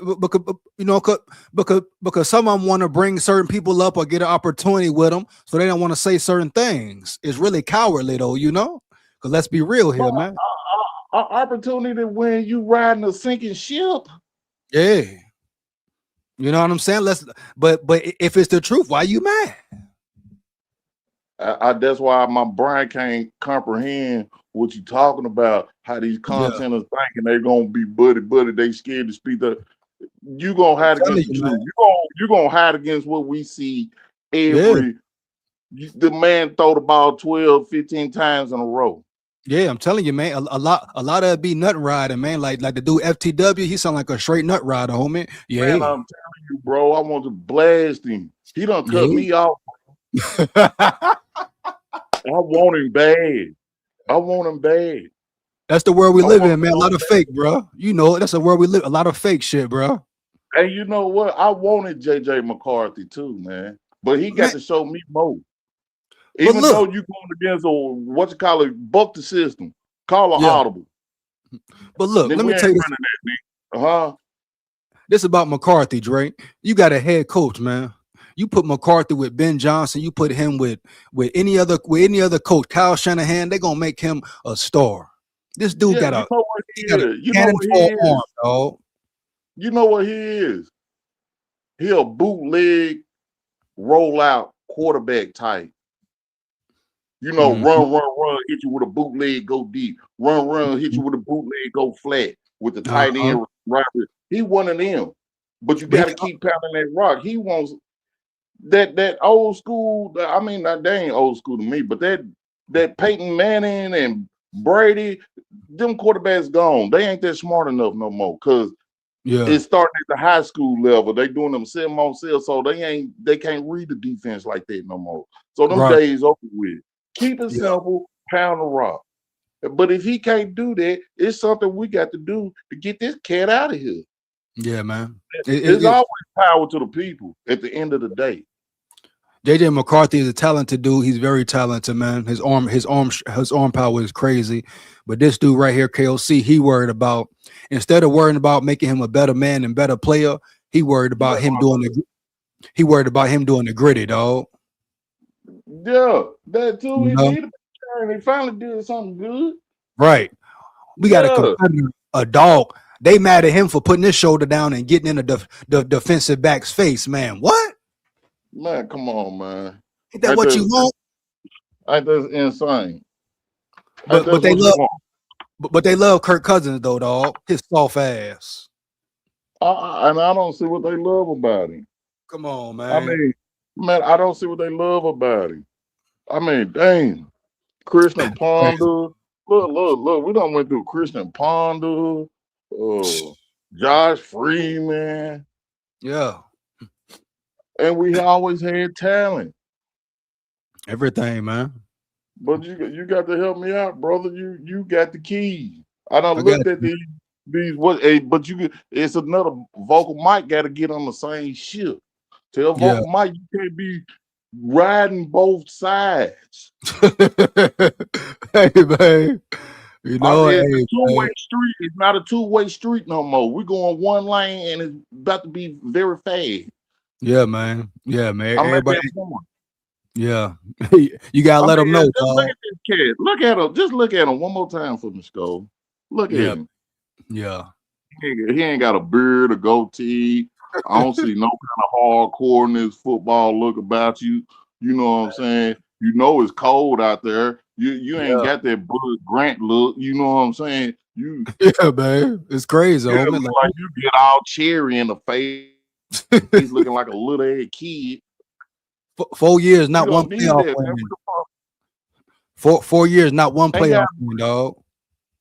and he got more talent than what Zimmer had. Man, come on now. Come on now. Not one playoff win in 4 years, but they crowning him coach of the year, dog. Come on now, make it make sense, man. Tell me it ain't tell me it ain't a scam, bro. Well, tell me what is he a scam? Because what is a QB whisper? Explain Somebody that who to me. it should be somebody who can develop a quarterback rookie, but at that, But ain't that a quarterback coach? not somebody who need a veteran to come in and be experienced and then put him in the system and make him look good. It should be a coach who can develop a young rookie quarterback that you traded up to draft, that you had high hopes for. You know what I mean? Like But Caleb Williams and Ben Johnson, you know? And Ben Johnson did that in 1 year, dog. The hell we talking about, man? 1 year, bro. yeah, 1 year. Come on, man. Stop all this Damn cap. near like our old offensive coordinator when he left and went to Baltimore and won the damn Super Bowl. Yeah. Ralph say Looking like Brian Billy. Ralph say it's really a snake bit team. Damn, that's deep Yeah, there. we snake big. That's why Damn. they moved that's why the Lakers moved to LA. Damn, bro. Hold on, bro. What that whistle, man? He said snake bit. But guess what though? I'm gonna break the goddamn curse, but you the goddamn key. You the key.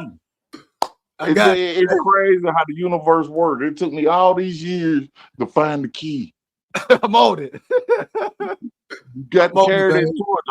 I'm getting old, man. I'm getting old. I'm gonna get you one. We're gonna get that Super Bowl. I done been in a lot of fights over these boys, man. I feel you, bro. Old. Hey, JD say we let Harbaugh go for this dud. Damn, homie. Harbaugh tough. Would have been tough. They talking about in 4 years he'll upset the owners and managers. So what? He win you a bowl? I bet if we had Harbaugh, Jordan Mason would have had over 1,500 yards. Oh man, what? He'll feed him the ball. You hear me? What? I'm telling you, and people, hey, Big Zoe and all them be giving me hell. For what? Because I said Jordan Mason and Ty Chandler is the perfect combo. Hey, they people could give be. Ty Chandler hell. He don't get enough touches. And you don't use them right. When Ty Chandler get the ball, when he got the ball, what the last game he produced, right? Yeah, he run hard and he'll break away. Yeah, and you put a better line in front of him, then what? Yeah, you pound him out with Jordan Mason, and then you send in him. Yeah. Hey, man. Hey, I agree with you on that because I didn't see Ty Chandler run real hard, and Jordan Mason, you know who he is. Yeah. You know who he is, man. And they both still young. Yeah, that FTW dude, he got a lot of people brainwashed, man. Oh yeah, he think he the big fish of the Minnesota content. That's what I'm thinking. All them numbers. Like yeah, them numbers can be deceiving, man. You know, people look at them numbers, they can deceive you, though, man. All them numbers. But he be trying to be on everything, though. Oh yeah. Yeah, he want to act like he gonna take the flagship. Nah. Oh, okay. I got him. Bet. Say less. You like Paul Revere, tell you the truth. You gonna snake us out. Oh man, but not Paul Revere, but Benedict Arnold. You gonna snake us out. Oh man, a whole bunch of nut riding going on, huh? Yeah, I got you, man. He's separating us, man, and we should be at a fed up point where we had done spent all this money. We done paid out the highest paid franchise, done paid the most in free agency, and and this is the things we get. That's why I'm telling you, dog. The fan base from the media, it's all Minnesota Vikings nice, bro. It's a bunch of cap, dog. Heavy. I see why a Super Bowl ain't been won. Period, dog. And I'm glad, you know what I'm saying, we met too, because you know what's up as well, bro. You gonna keep it real, man. And you giving me certain scoops on things as well. So yeah, I'm finna see what's up, man. For real. Because they be faking, man. Faking the funk, man. Yeah. For real. So the Vocal Mike, he got the key too. Yeah. But Vocal Mike, man, I can't trust you because you ain't going hard as Big SKOL. you fed up, I'm fed up. Yeah. Y'all close up that way, so I'm assuming. You know what I'm saying? I don't know where y'all from, but I'm assuming y'all from up there. So y'all got easy access. Oh no, I ain't from Minnesota, dog. Hell no. Oh, you ain't? No. Don't tell me from Bam. Yeah, Alabama, dog. Roll Tide, man. Oh my gosh, I knew it. I told my friend that too. I said, but he got an Alabama sign back. He gotta be a Bam. He gotta be. Well, what part of Alabama from? I got some homeboys down there. Yeah, man. I was born in Sullinger, man. Moved around though. Sullinger. Yeah. I'm gonna ask, man, that shit all sound the same down there, man. All them damn Indian names and shit, man. You know, man. Indian tribes type shit, man. Y'all might be. I know his city started with an S and it's unpronounceable like that. I'm gonna ask him. Yeah. He said Sullinger, right? Yeah. Yeah, I'm gonna ask him where he's from. Yeah, I'm supposed to go down there and holler. I'm gonna holler at my partner. We go way back. He a big time Auburn fan. Oh man, Roll Tide, man. You know he wore Eagle down, huh? Yeah. He drugged me so bad one time. Boy, he ain't been shit since. Damn, bro. Boy, he belittled me in front of everybody. He made me cower down. Oh no. I cowered down. No, bro. You let it. No, you ain't fooled, did you? Man, I had to. He talking about the Vikings? No, the Vols. Butch Jones last year. Yeah, I had to cower down. Oh, yeah. And I said, because you showed out on from me like that, you ain't gonna have another winning season since. And look, man, hell yeah. I put that curse on him. But yeah, man, you and Vocal Mike, man, we need to do something because man, it's too ahead, man, for real. And then some of I've been reading some of these all these Green Bay Packer fans and these stay out of wax right now, bro. We're going through some shit. Yeah. You know how to pack a Swiss cheese, dog. Swiss cheese, homie. Yeah, it's all good, man. It's all good, but at the same time, we're going through something. And I got a feeling they finna start going on theirs too. Hell yeah. But they're a smarter franchise. They're a smarter franchise than we are. Yeah, man. But yeah, shout out Vocal Vike, man. We didn't linked up before. We just gotta do it again. You know, everybody gotta be on the same accord though, man. Straight up. You know. Yeah, man. Y'all gotta put the pressure on the media. Yeah, you know. Period, man. The way to flip shit. You know what I'm saying? Put the pressure on the media. Yeah. We got to get like New York fans and Philly fans. Yeah, man. Yeah. We got to have that. Enough is enough. Can't be scared to speak on certain individuals, man, and certain managers. Forget all that, man. They getting paid millions to lose. You know what I mean? Man, I do his job for $50,000 a year. Come on, man. And I'll be the head coach. That's how much I love the Vikings. You can give me $100,000 a year, and I'll coach them to win a Super Bowl. Because I think it's that damn easy, KOC, with the talent that you have. Everybody got to be on the same accord, dog. Yeah, with bleed flow at your back, I would coach them boys for $100,000. Yeah, no just cap. To win a damn Super Bowl, just to say I won one Super Bowl. It's crazy, homie. For real, man. Hey, but Adrian, I'm gonna finish up breaking this video down, man. We're gonna break it on down, man.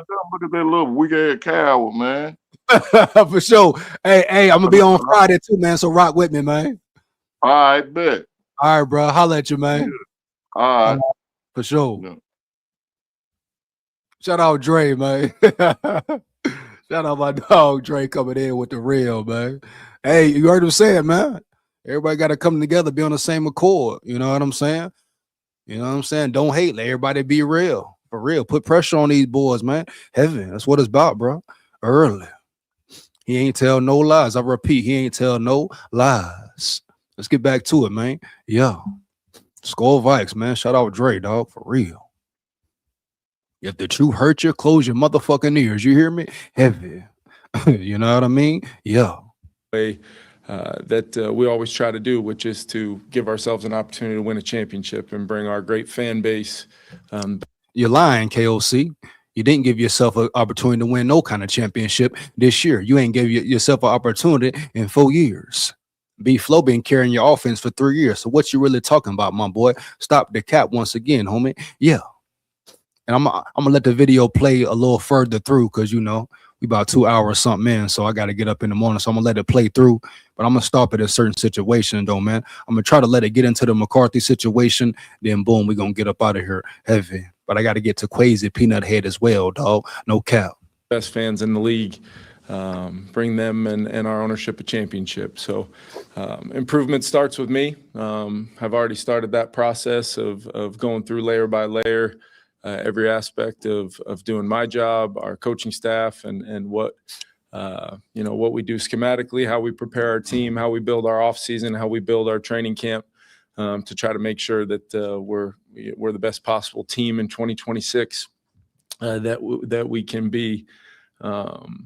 You know, very, very impactful week last week from a standpoint of, you know, it's a lot of people do exit interviews, but it's a pretty extensive process for me getting, you know, as much time as each individual player wants on our roster, practice squad, all those things. So that normally takes, you know, 2 or 3 days or so. And that's always so impactful for me. And then I do the same thing with our coaching staff. So, you know, it's important to do, and it's a valuable time for me to kind of have a great assessment and hear a lot of feedback, reflection, and ways that, you know, we're all going to press on forward. You know, regarding our coaching staff, you know, I don't really have any concrete updates or plans at this point, but I did want to make sure today I highlight the career of Mike Pettin. Coach Pett's going to be retiring this year. What a career he has had, and you know, specifically for me, just his impact on my football journey, both my time when I was around him as a player to him giving me the first opportunity to coach in this league, and then being a major part of a lot of our success over the 4 years we've had, from really being the first person in this building when I first arrived back in 2022. So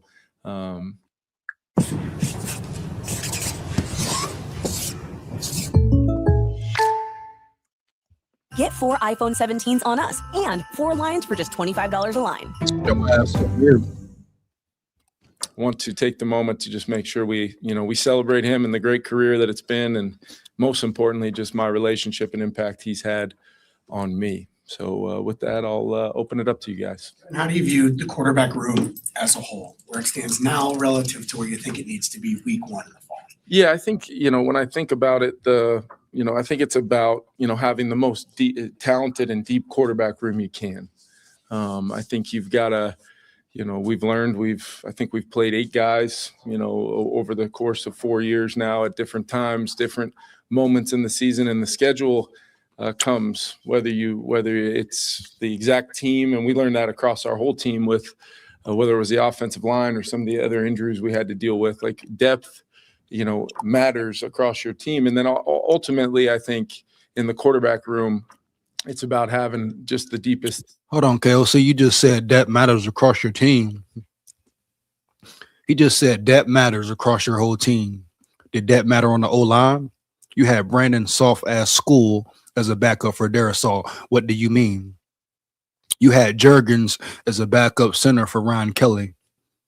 And Ryan Kelly is a center you bring in the building. You paid him money, and this man had 3 concussions. So that was wasted. His career is probably over. So what do you mean depth is important, KOC, right? Right.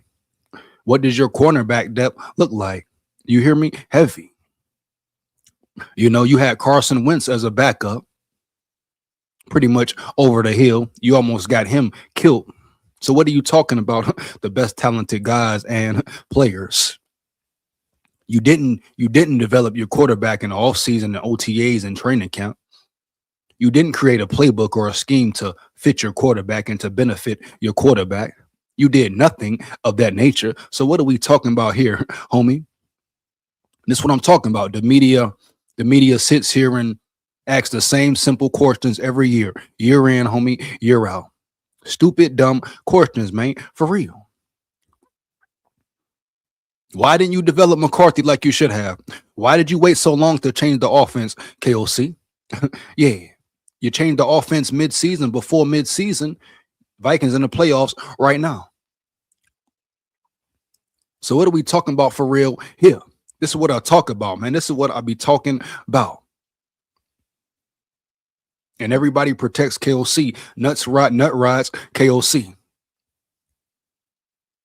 This is the Minnesota Viking way, all day, all night. Right? Right.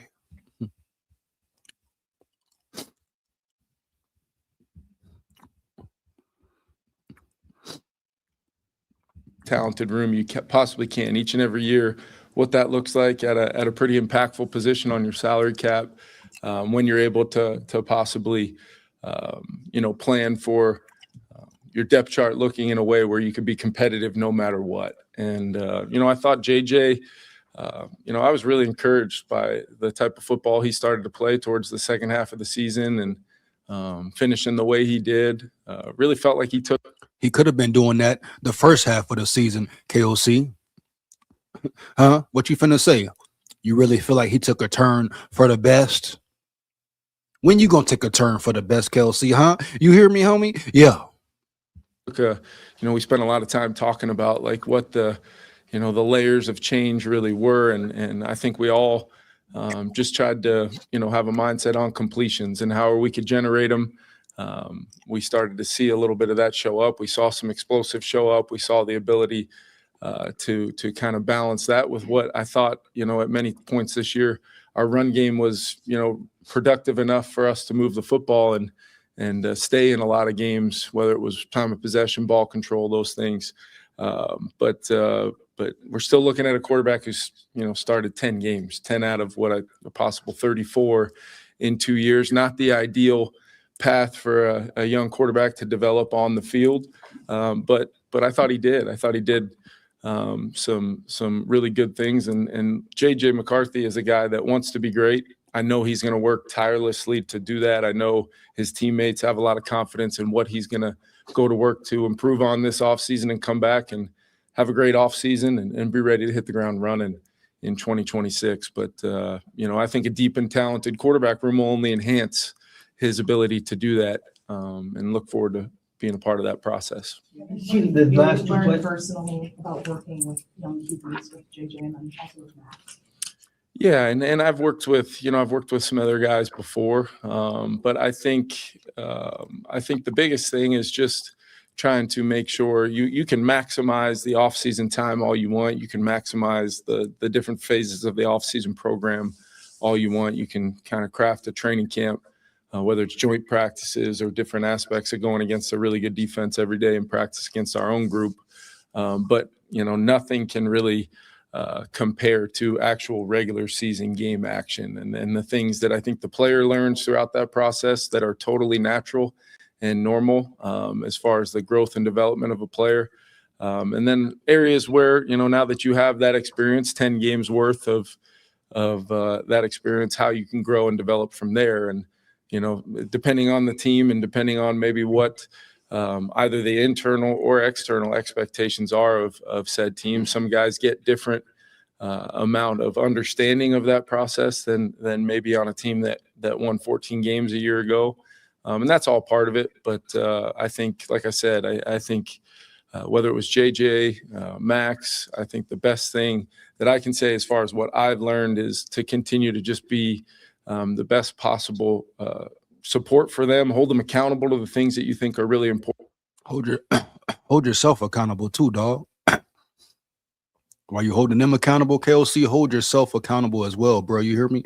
No cap. Hold yourself accountable for play calling, bro. Hold yourself accountable for putting your quarterback in the right position, bro.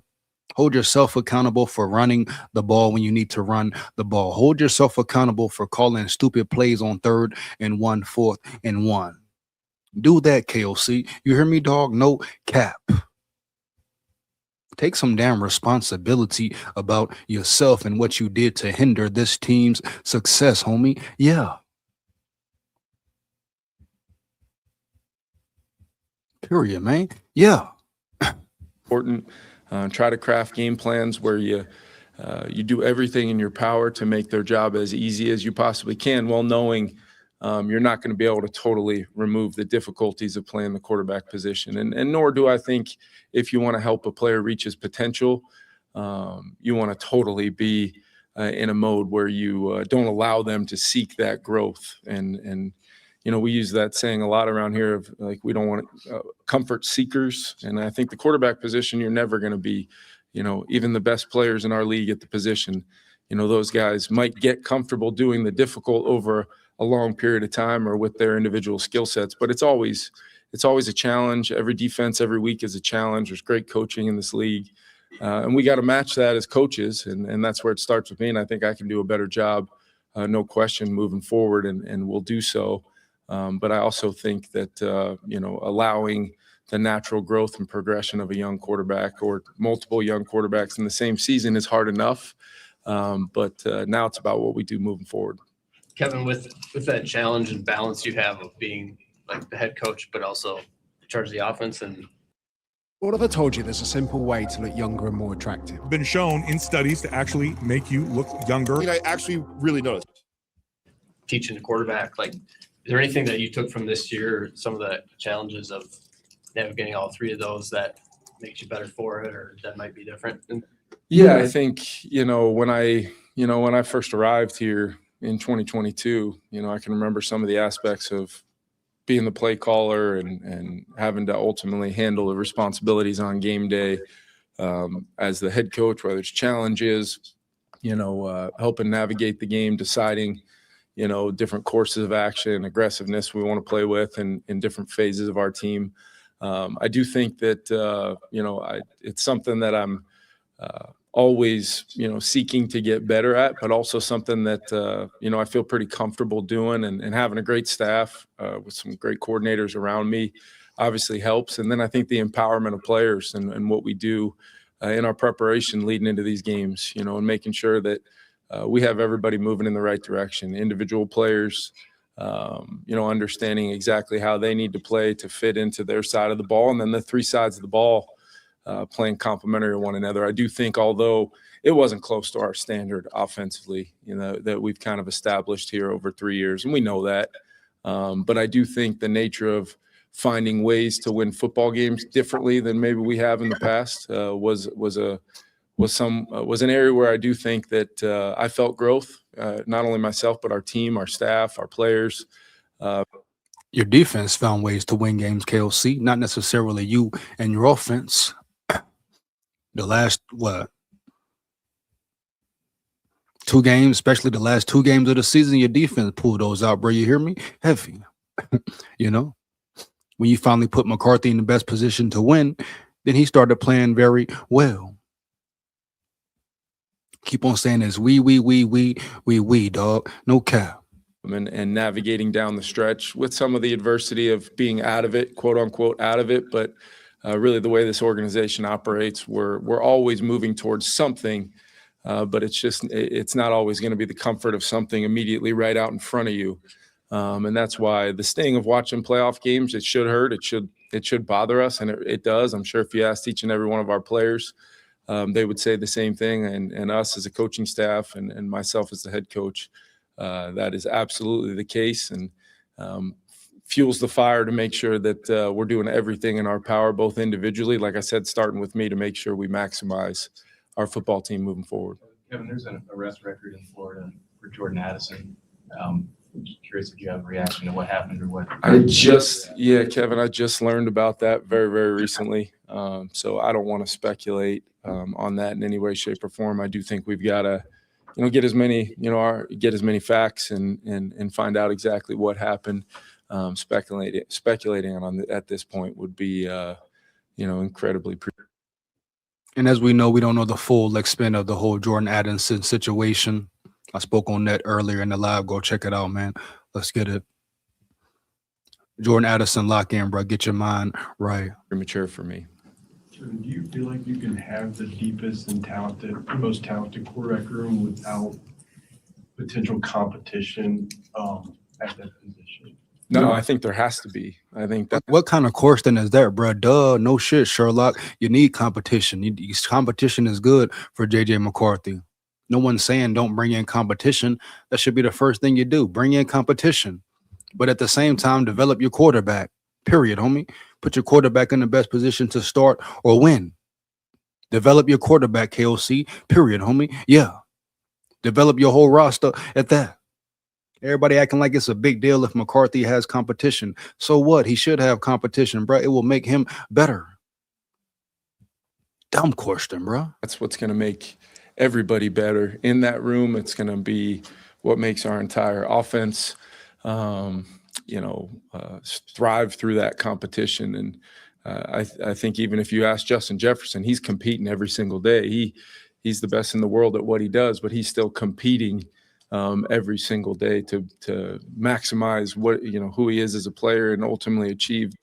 Shout out Jettas, the greatness that he's destined to achieve. But that should be how our entire organization looks at their individual roles, when we compete against each other and in the different aspects of the offseason. But no, I definitely want a competitive situation in that room, because I ultimately think that's what will make not only our, the starter, but the next guy and the next guy. And we've learned we've got to get a lot of guys ready to play, and we've got to do it with a responsibility of being the best version of our offense. And the quarterback has a huge role in helping us do that. Outside of the room, do you see bringing in a quarterback to compete in camp, split the reps? Because I mean, in camp this past year, it was pretty much JJ and then Sam. Do you want an actual competition between two quarterbacks on the field in training camp this time around? Yeah, I absolutely want a competitive situation. What that looks like with the reps, I think it's all predicated on obviously JJ is going to be a major emphasis for our staff and our team and me personally, and we'll figure out what that looks like as we navigate, the early part of this offseason when it comes to managing the roster. And I know KWESI and his staff will do a great job of that. But I think ultimately we've got to decide how to not only continue JJ's progression, allow him to continue to ascend as a young player, 22 years old with 10 starts. But at the same time, like I said, I think the competition in that room will only enhance our entire team. Let's go back to, do you now, in speaking about your growth personally, Kevin, do you regret all the work that you tried to do in season with McCarthy? Because it felt like once you sort of dropped the mechanical talk and all of that, he started to thrive more. Is there a regret on your part of trying to probably hone a lot of things in season? Well, look, he didn't like that. Look, KOC didn't like that. Look at him adjusting his pants, look at him frowning his face. That probably was the best portion of the day. Finally someone asks a semi-real tough question, bro, to hit him right in the chest, right? Right. Boom. But you see him get all antsy, get all shifty and jifty, baby. KOC didn't like that one, homie. Yeah. I think talking at this podium, necessarily might not go. Look at it. He didn't like that one. He didn't like that one, homeboy. I swear, man. He did not like that question, man. That rubbed him the wrong way. And they probably buddies too, huh? Oh, man, you hear me, huh? Yeah. Who that is, Judd? Side with exactly how we're coaching the player minute to minute. But I do think just the overall noise of the fundamentals and techniques and the things that we believe, are important. And I think JJ believes are important, just talking to him and extensively last week once we wrapped up. And he knows, the things he's going to work on. He knows the things that he needs to be a little bit more consistent at, like a lot of young players do, assessing once they've had the ability to play a little bit. And but yeah, I think part of it is evaluating for sure.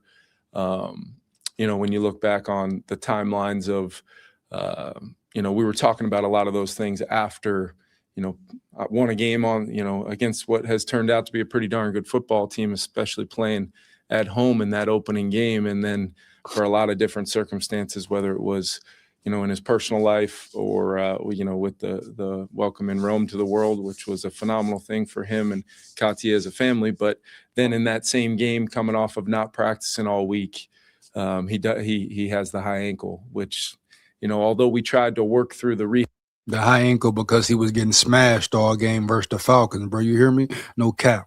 He talking about high ankle. He was getting beat up the whole damn game, bro. For real. He had to sprain third quarter. He played all game. So what you really mean, homie? We have processed as much as we could to be working on some of those things. It did feel like some time lost on some of those things we were trying to let the concrete dry on. And there was, not very many sequential games that took place after that before, maybe we stopped talking about it so much at the podium and just, tried to, still coach and still do the things that we think are important. I thought Josh did a phenomenal job. Shout out Talking Tomo in the building. Talking Tomo in the building, man. I don't see how we aren't interviewing B-Flow as a head coach. KOC cost us a chance to be in the playoffs due to trying to force a square through the circle hole. Shout out Talking Tomo, man. Big facts, bro. Big facts. I told you, man, the Wilfs are too nice. The Wilfs are too friendly. They don't want to shake things up. You hear me, homie? Heavy. Ben Johnson is who I thought KOC was. Shout out Talking in the building, man. That was deep right there, man. Man, bro, come on now. Come on, Token Tomo. He did this shit in 1 year, bro. He did that in 1 year over there around yonder. You hear me, homie? Yeah. Navigating that in the quarterback room and just trying to provide as much clarity on how we best go about this completion mindset, which is a critical factor to how our offense moves the ball. But yeah, looking back on, I think that's part of the layers the personal reflection of how you go about, improving our team, in the short term for sure. But over the long period of time, I do think we need to still continue to coach the position how we feel very strongly about and have had a pretty good track record with quarterbacks that make those things a major part of their game. Crazy, Dre. Shit crazy, homie. You hear me? Heavy. Shout out Weedos in the building, bro. Shout out Weedos in the building, man. Yeah. Peace up, familial. First and thirds. Shout out Weedos in the building, man. Heavy. SKOL VIKES, man. Yeah.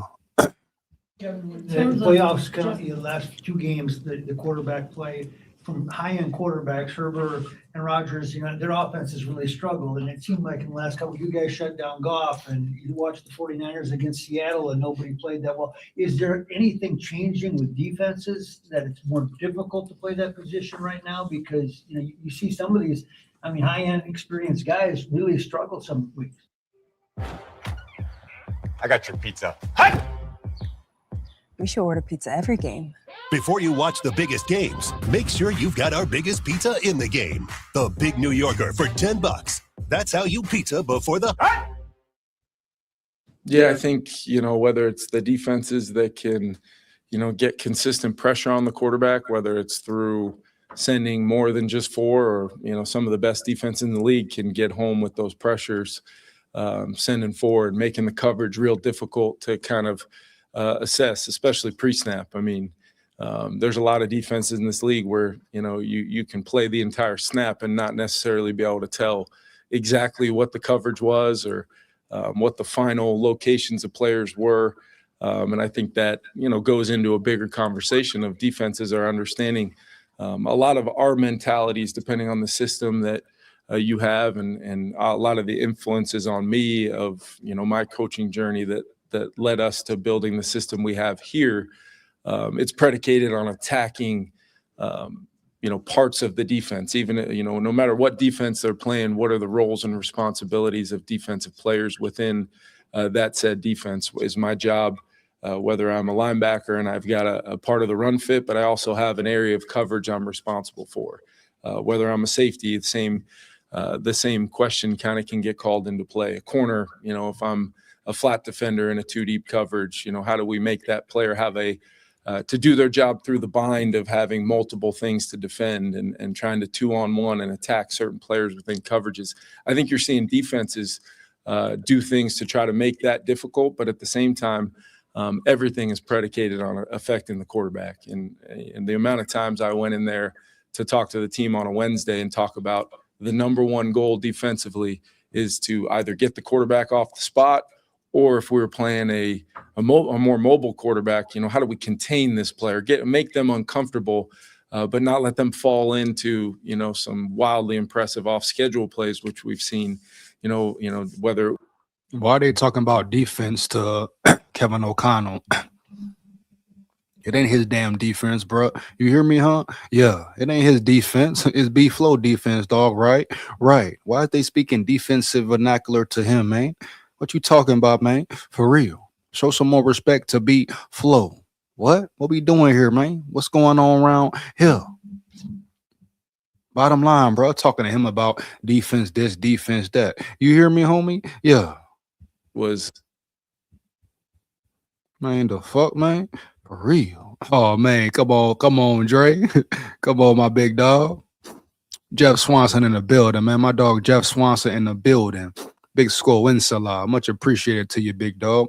For real. I just got back home from being in Colombia, and I am he. Hey, man, glad you made it back safe, bro. Glad you made it back safe, man. For real, homie. Yeah, heavy, baby. Heavy. Talk about 3rd and 1. Big facts, man. Ask him the question, Dre. Let them know, Dre.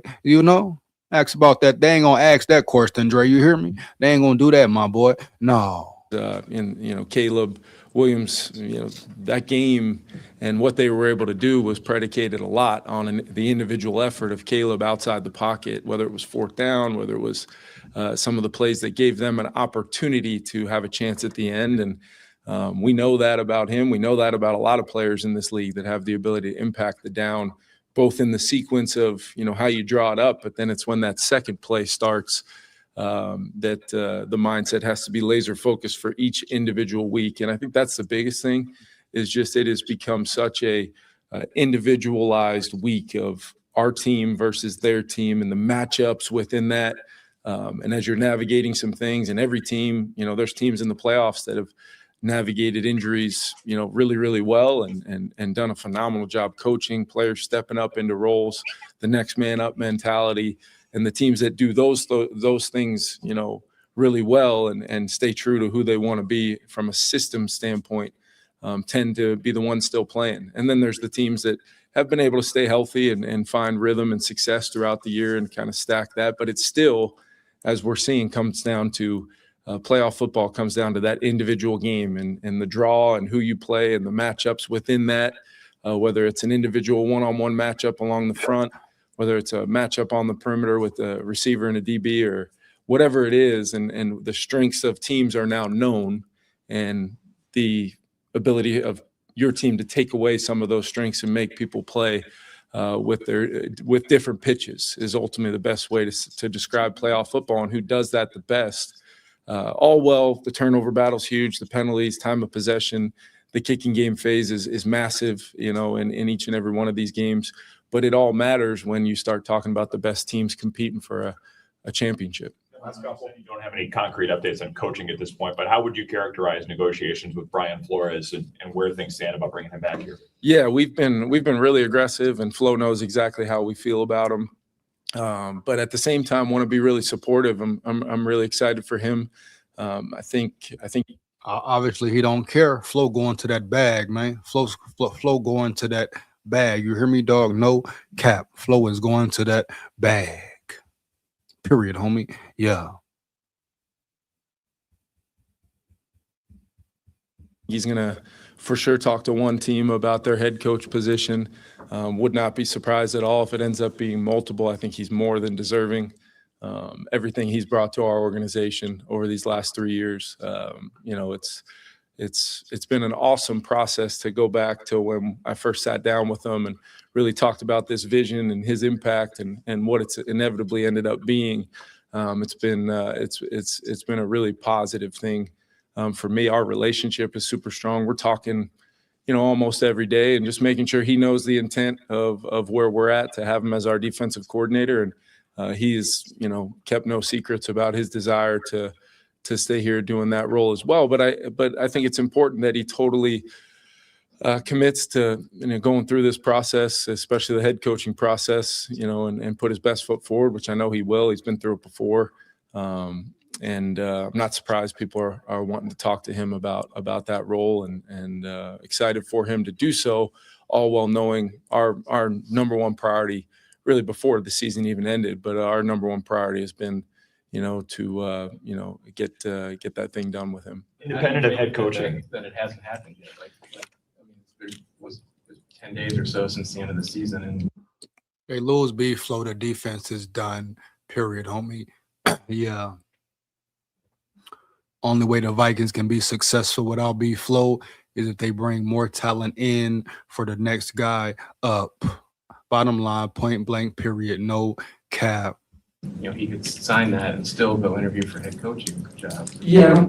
I don't particularly take it any kind of way. I mean, whether it was trying to get something done in training camp, trying to get out in front of kind of this period before people would be able to talk to him about a similar role with their teams.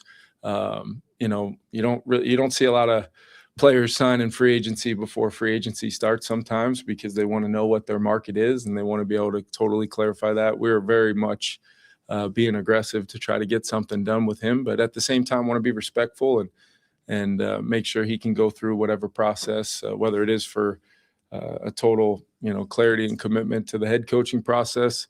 But I don't have, based upon my conversations, I think I shared this the last time we were able to speak, was I have a lot of confidence we're going to be able to get something done with him as our defensive coordinator. Last one. JJ's off season. Do you think he needs anything big mechanically to get to an accuracy spot that you guys want him to be at, or do you think it's just the footwork focus that you talked about? I think so much of it goes back to playing with a repeatable at the top of any drop, whether it's quick game, 5-step, 7-step, play action. Anytime he's coming to balance at the top of a drop, that base balance body position to be repeatable, to be able to allow him to activate the throw required, in regards to the NFL passing game of spacing and timing, and in regards to our passing game, we talk a lot about voids and vacancies, and attacking those by putting individual players, regardless of coverage, in a bind to have to defend multiple things, and then obviously building progression so guys can eliminate quickly and get the ball out of their hands in a timely manner. And that's where the mastery of it comes, from a standpoint of tying in, okay, here's the scheme, here's what we're trying to get done here. Maybe I do have an alert versus this coverage on this play. Maybe I do all the scheme stuff, continuing to become second nature, and not just on the practice field. The 10 games of inventory we do have, there was some real improvement of decisive decisions in the rhythm of an NFL snap, which, as we talked about with the pass rush earlier, needs to be something that you're able to process and do quickly. And he showed some real moments of that. In regards to, some of the fundamentals and techniques, it's about being able to repeat, the different types of fundamentals and techniques, and be consistent with those things, so that you're not having to self-correct, as the ball leaves your hand, and you're not having to ultimately, try to take a lot of variables that are existing, maybe that you can control, and eliminate some of those by the consistency of how you do your job. And that's fundamentals and technique, and footwork and things like that are all just a way of getting to that proper. Crazy, man. These courses were scripted by Vikings PR team. I wouldn't be shocked if they were, homie. You hear me, homie? Yeah.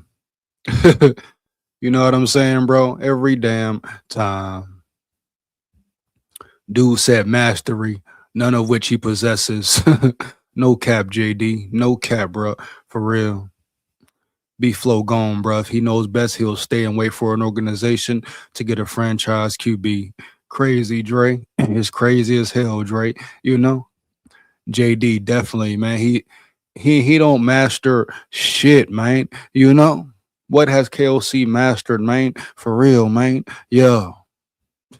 Come on now. Come on now, my dog. We know what's up. You know what's up. Master how to call a bad play on 3rd and 1 and 4th and 1, period. That's what he mastered, bro. Yeah, heavy, man. Early, huh? Yeah. He mastered how to not score points in the second half. Right. The hell going on here? Stop the cap. This is stop the cap season for a reason, dog. I'm on head tops making heads drop.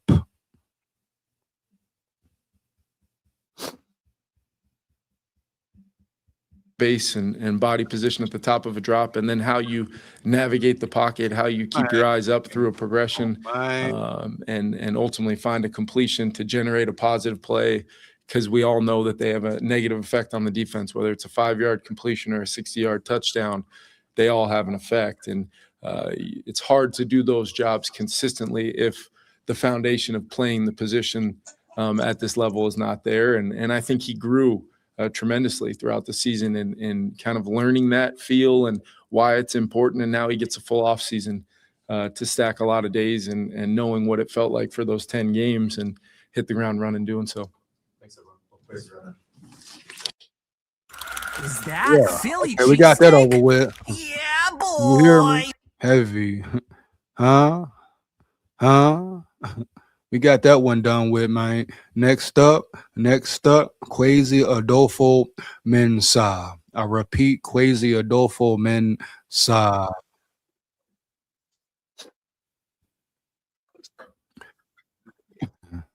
Is this what y'all all been waiting for?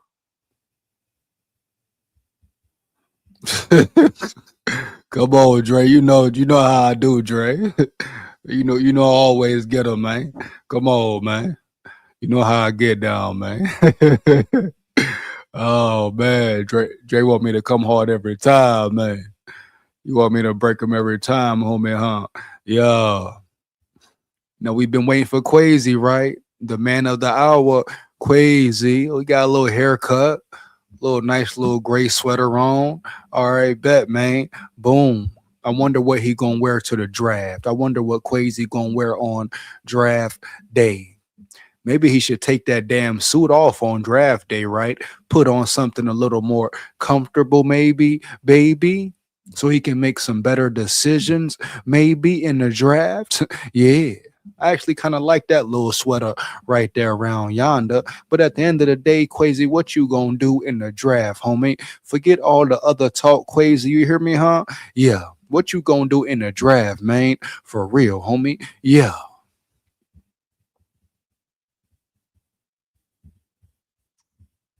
Community continues to struggle with the tragic loss of life that occurred last week.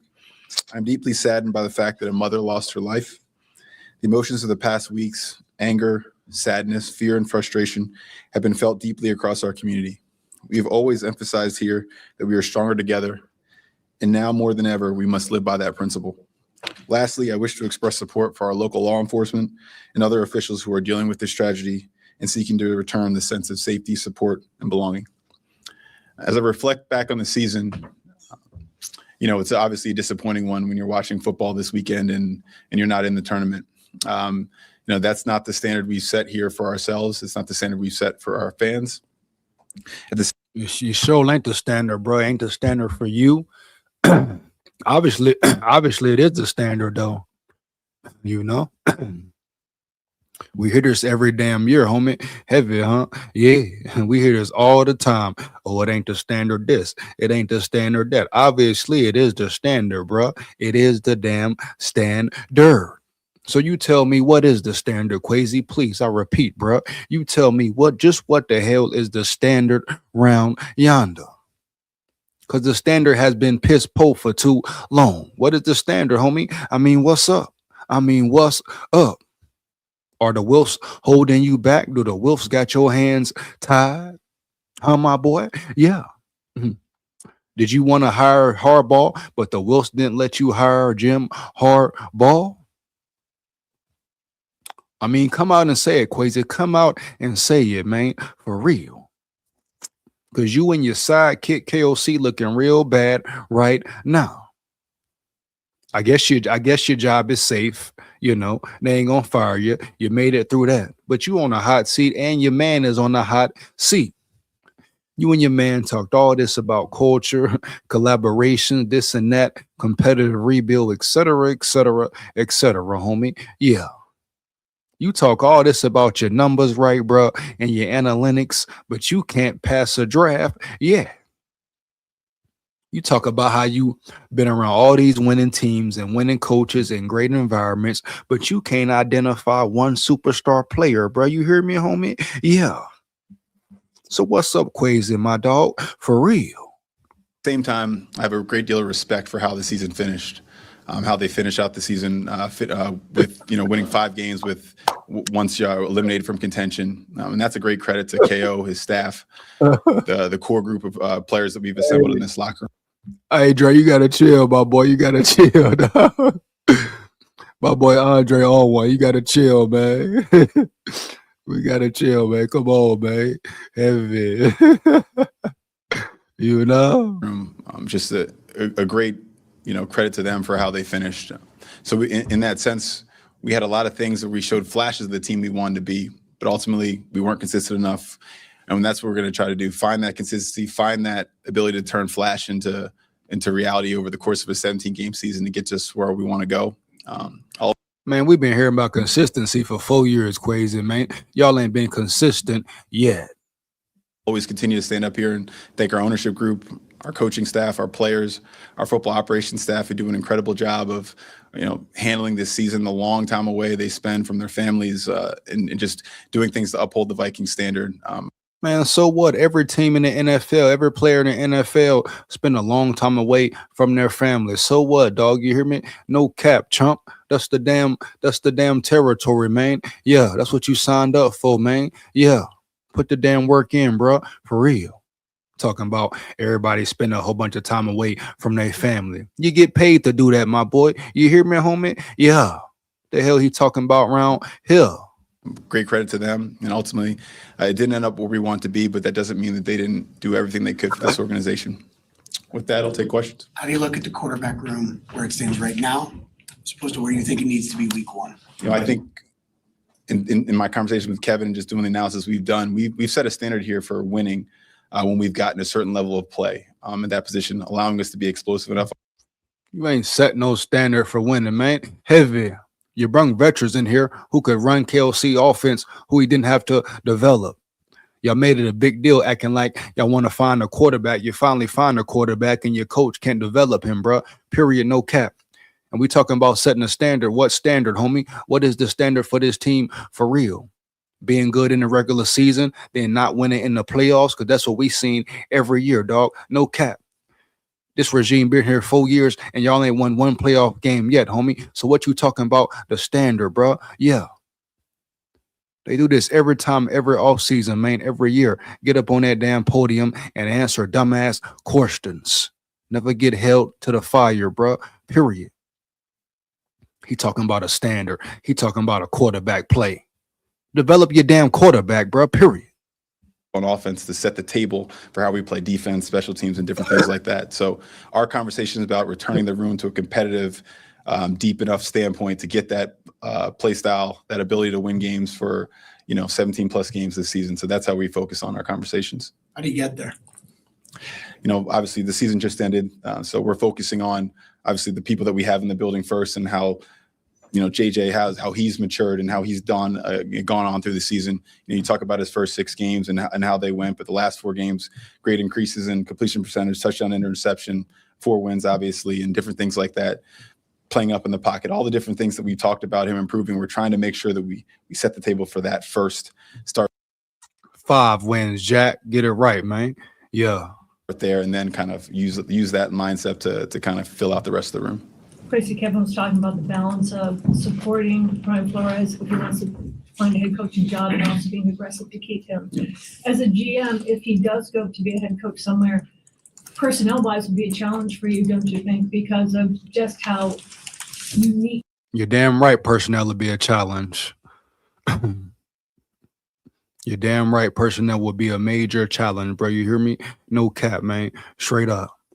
heavy early. Like I said earlier, man, they lose Flores, they better change this whole personnel around. You can't bring the same personnel out there and think you're going to be successful and think a defensive coordinator can do what Brian Flores did. Man, what? His style of defense is, does that present a big challenge for you, do you think? Which personnel you'll have to, maybe change the whole defense? There's always, when you bring in a new coordinator, there's always that carryover, possible attrition versus, loss in a sense. He is unique and he does have a unique play style. But if you really look down deep, what is flow value, versatility, physicality, the things that matter in a deep, good defensive football, setting edges, tackling, different things like that everybody values. Flow kind of takes those pieces and puts it together in an artwork that's different than most. But the core colors that are part of that painting are a lot of people, share those same things. Kwesi, when you look back, you talk about always about. What the hell they don't, bro? There we go again, acting like it'll be cool if they lose Flow. Matter of fact, man, I'm damn near leaning towards wanting Flow to go. He talking about, in the bigger picture, everybody does the same thing. No, the hell they don't do the same thing. Goofy, are you kidding me, bro? You hear me, huh? Heavy. What happened when Ed Donatel came up in here? He didn't do the same thing as Flo. What are you talking about, boy? Stop the cap, man. For real. Everybody wants it the same way. Everybody does the same thing. No, the hell they don't, bro. Flo is a different animal, a different type of guy. Period, homie. Bring a new DC in here with the same personnel if you want to, and watch how trash y'all be. You hear me, nigga? Trash, homie. Yeah. Evaluating your own decisions, kind of grading yourself. When you look back at the quarterback decision from last year, the money that was spent to save to not franchise Sam, just how do you weigh those things and how the results turned out? It's you spend a lot of those nights. Obviously, you're up in these decisions and they're uncertain, and you're trying. Sam Darnold playing well because the Seahawks put him in a position to play well. If the Seahawks go out there and put the ball in Sam Darnold's hands versus the 49ers, he going to throw 2 or 3 picks and the Seahawks will lose the game. The Seahawks put him in the right position to win, something KOC didn't do in the playoffs, dog. You hear me? No cap. The Seahawks run the ball. The Vikings don't run the ball. Early, man. Heavy. If the Seahawks go out there again and throw the ball 30-plus times versus the 49ers, they will lose the game. And Sam Darnold will throw them 2 interceptions, maybe more. The Seahawks ain't finna put the ball in his hands, bro. Period. They're going to run the ball and play major defense, homie. Yeah. Talking about Sam Darnold, homie. Do you regret this? Do you regret that? Develop your damn rookie quarterback for a change. Put some fire on your head coach to tell him do his job for a change, man. Trying to make sure that you don't lock yourselves into what you did and thinking that it's always right. And so there's those nights that you wake up and stare at the ceiling and ask yourself, but I always go back to the process and what we thought at the time. It's easier to kind of go and be revisionist and results based, but going to really think through what we had at the time. You hear me, JD? He gonna disrespect Brian Flores like that, bro. You hear me? No cap. Comparing other DCs to Brian Flores, acting like they can come in and just do what he did.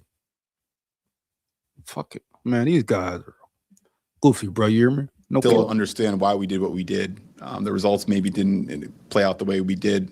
We wanted them to, but ultimately,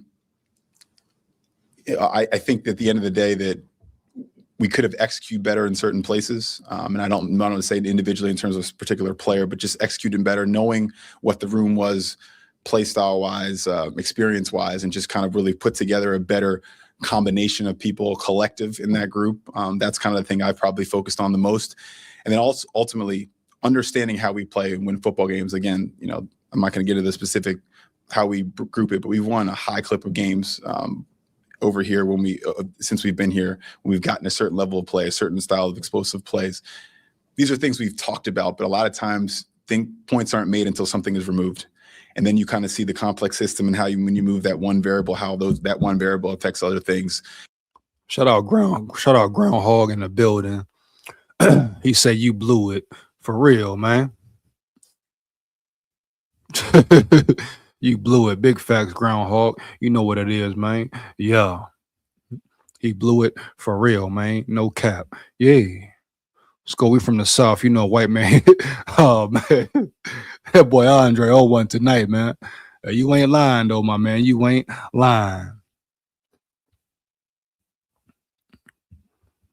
No plan if you're untested. QB failed. Come on now. Come on now. Man. And really seeing how, when we weren't that explosive, how teams played us and how they kind of got to box a different fight. And when they got to box a different fight, how that impacted our defense and their ability to create turnovers and win games the way we thought we could win. So that was really just a great learning experience that tied into the quarterback discussion. And those are things we'll carry with us going forward. How big was the loss of Jones ultimately to the Colts, Kwesi? And was there an overconfidence within this building that he was going to come back because he had signed here after the Giants let him go in November? I don't want to say overconfidence, but I do think him being here was something that we kind of considered and thought. Okay, well, if you wanted him so bad, if you thought he had the potential to leave, why ain't you paying what you wanted to pay him? You know, heavy, yeah.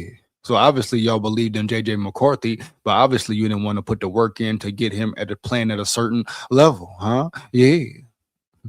Develop your quarterback once again. Yeah. And if you wanted Daniel Jones so bad, why didn't you pay the man what you wanted, dog? Yeah. Would impact his decision, but ultimately they are free agents. And to your point, learning lessons, I think execution-wise, you have to treat it as such. No matter what the conversation is or relationships are, free agents are free for a reason, and they're allowed to vet all their options. And ultimately, we could have executed better around that. So do you want JJ to be the starter in 2026? I don't know that's,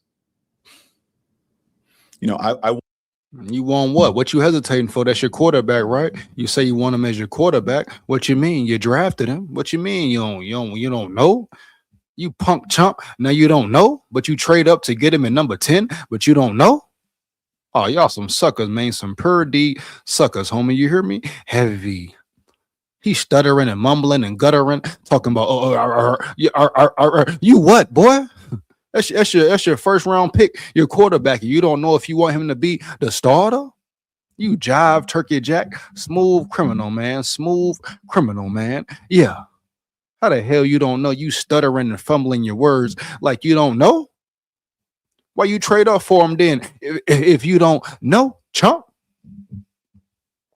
Want the Vikings to achieve our goals, and I think one of those goals is to make playoff runs and do different things like that. I think he's the character and ability to be the person to do that for our organization.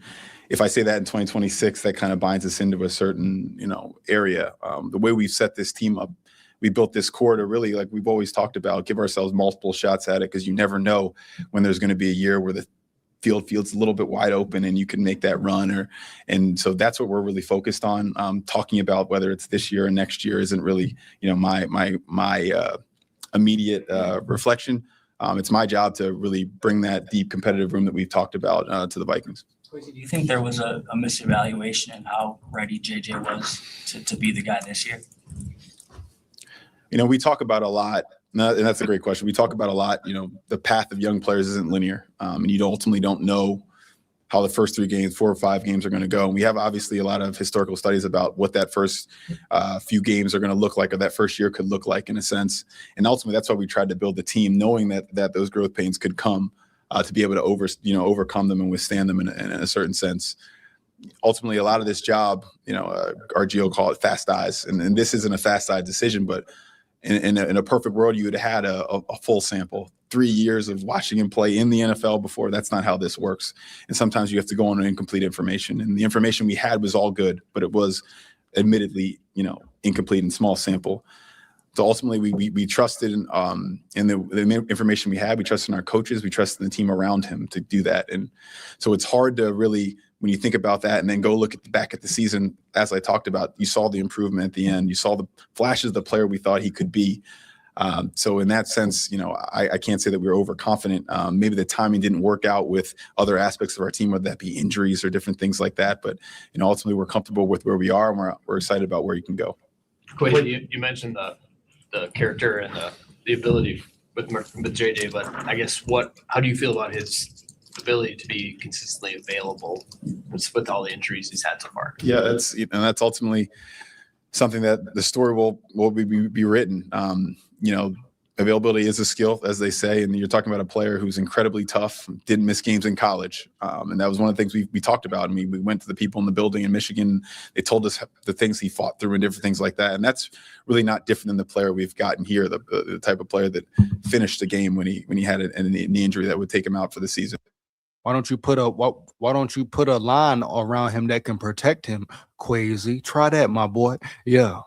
Yeah, put an O-line around him that can protect him once and for all. Yeah. Come on, man. Cap. And so ultimately that is something that's we're mindful of, given just how it's happened. We're in control. We can control, though. How do we get him right from a mechanical standpoint, from a decision-making standpoint, to kind of protect himself and try to convince him to protect himself? But that mindset of me versus them, I'm going to get this last yard. That's also what the great ones have. So for me to sit here or anybody else to tell him to be a different version of himself, when that's kind of the stuff that we want to be there in the end. Tell that to your head coach, bro. You hear me? Your head coach, you got a problem with him being competitive, got a problem with him doing the gritty after a touchdown, got a problem with every damn thing, but he don't want to focus on making him a better man, developing him, teaching him technique, working on his footwork, etc., etc., etc. Tell that to your head coach, homie. No joke, man. Yeah. It's a delicate balance, but I know that he wants it more than anybody I've ever been around, and he's got an off season where he's going to have time to not rehab an injury, and so we're excited to see what development he takes.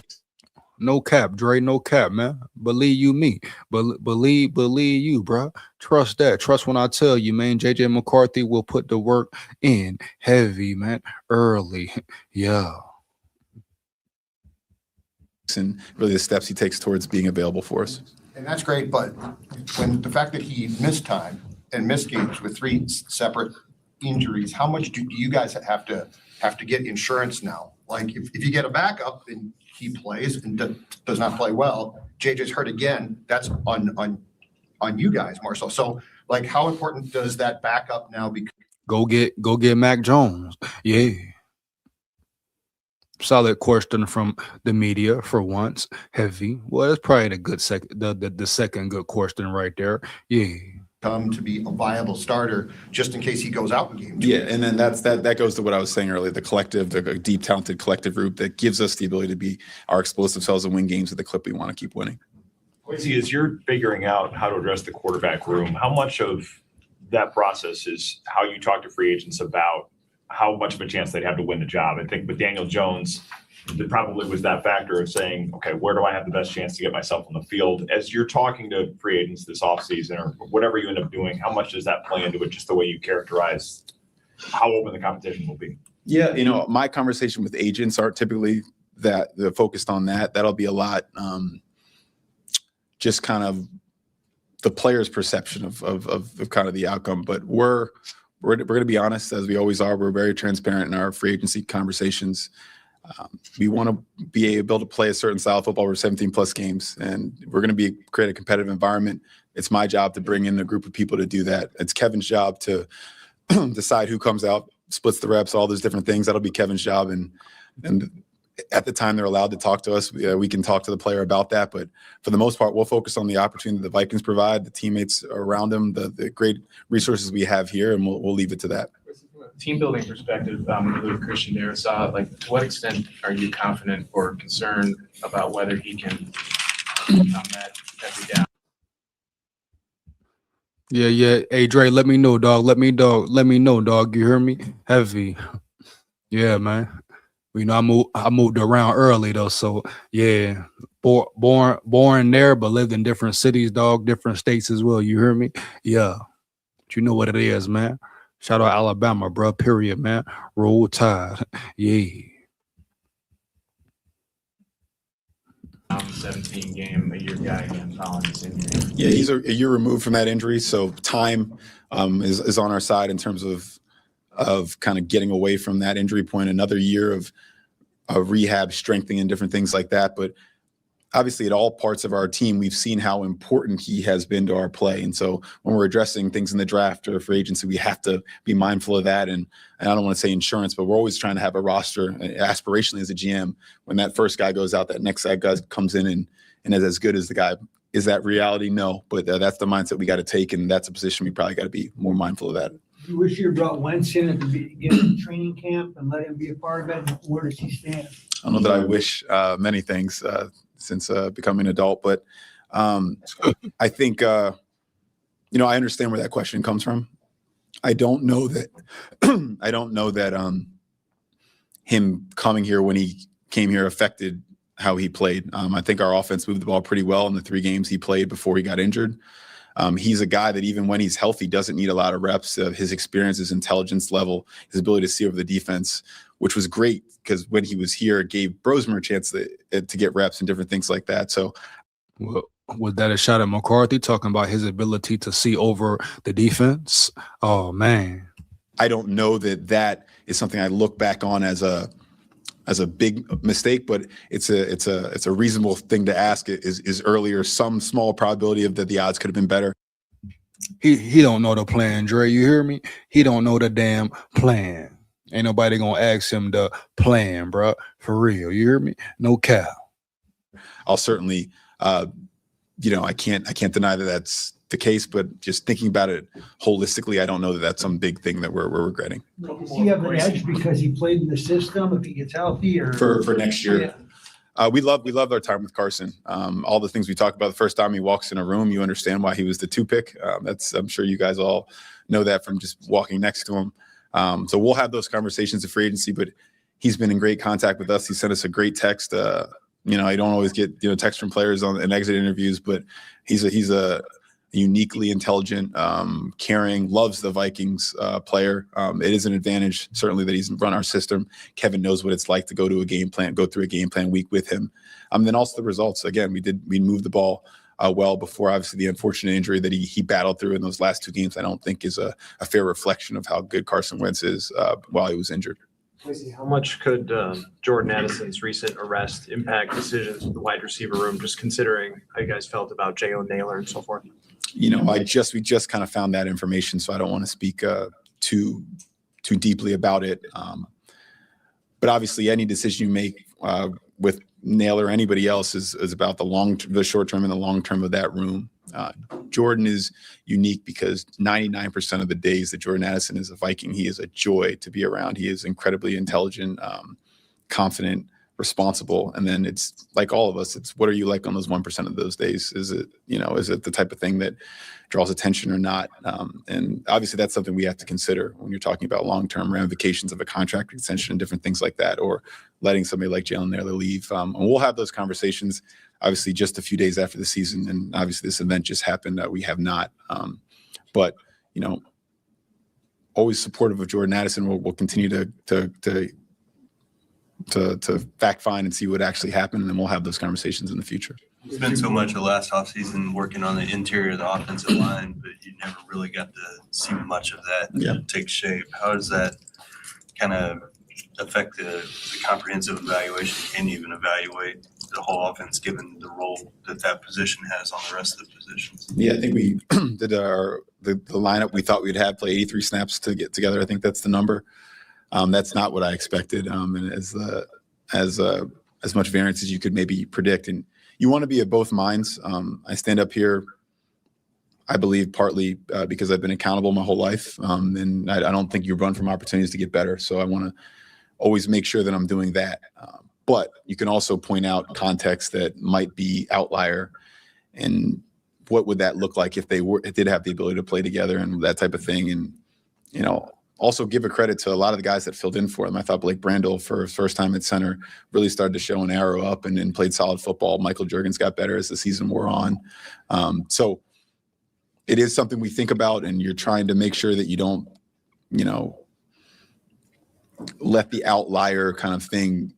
Man, go fix your O-line, KWESI. You talking about Juergens. You talking about Brandel being out of position, right? Come on, man. Yeah, go build your roster for real in the draft. Go get a real free agency splash for the front line. You know? Yeah. Rob you of the lesson. That's really how I would try and phrase it. Kwesi, what will the synergy between you and Kevin look like as you try to navigate the future of the quarterback room? Can you be more specific when you say the synergy between Kevin Just and in terms of how you guys will talk about plans and actions moving forward to have this outfit quarterback room. We'll continue. You know, one of the best things about us is we kind of like a language that we share. Just me learning him through the years and what we need and my ability to kind of go through and point out things from my background, and we'll continue those conversations. But I think we are extremely aligned on, and he's probably always known it, but seeing it up close, kind of some of the things we saw this year about what we need, and we're kind of both aligned and focused on getting that here. And obviously our options are our options. We'll evaluate them as we always do as a personnel staff, as a coaching staff, and get aligned. And then it'll just be about risk, reward, relative value, all those same things. Kevin will be chief in those conversations, chief among my thought partners in those conversations, as he always is, because I value his opinion and I think it's important at that position. Put a finer point on it, who will make that decision? I don't know that it's like I probably said before when I think you get asked about who's control over it. If you're asking those questions, I think you failed in the beginning. I don't know that our relationship in terms of our collaboration has ever been a way that's something that has come up. I understand where that question comes from. But you're talking about coach and quarterback and GM. That's the alignment you need in an organization. I don't know that can be something that's done in a fractured way. Everybody. Thank you, guys. All right, bro. That's finally over. Hey, man. 3 hours in, you heard me. And I'm finna get up out of here, dog. You know what it is. Appreciate my big dogs coming in the chat, rocking with me, man. Rocking and rolling with me. Lock in with me. I'll see y'all tomorrow. Any Bama fans in here for the Bama Live? See you Friday for SKOL VIKES. You know what it is, bro. Make sure you like, comment, and subscribe. Share this with everybody you know. Heavy. JD say this blood's on the Wolf's hands. Two team killers.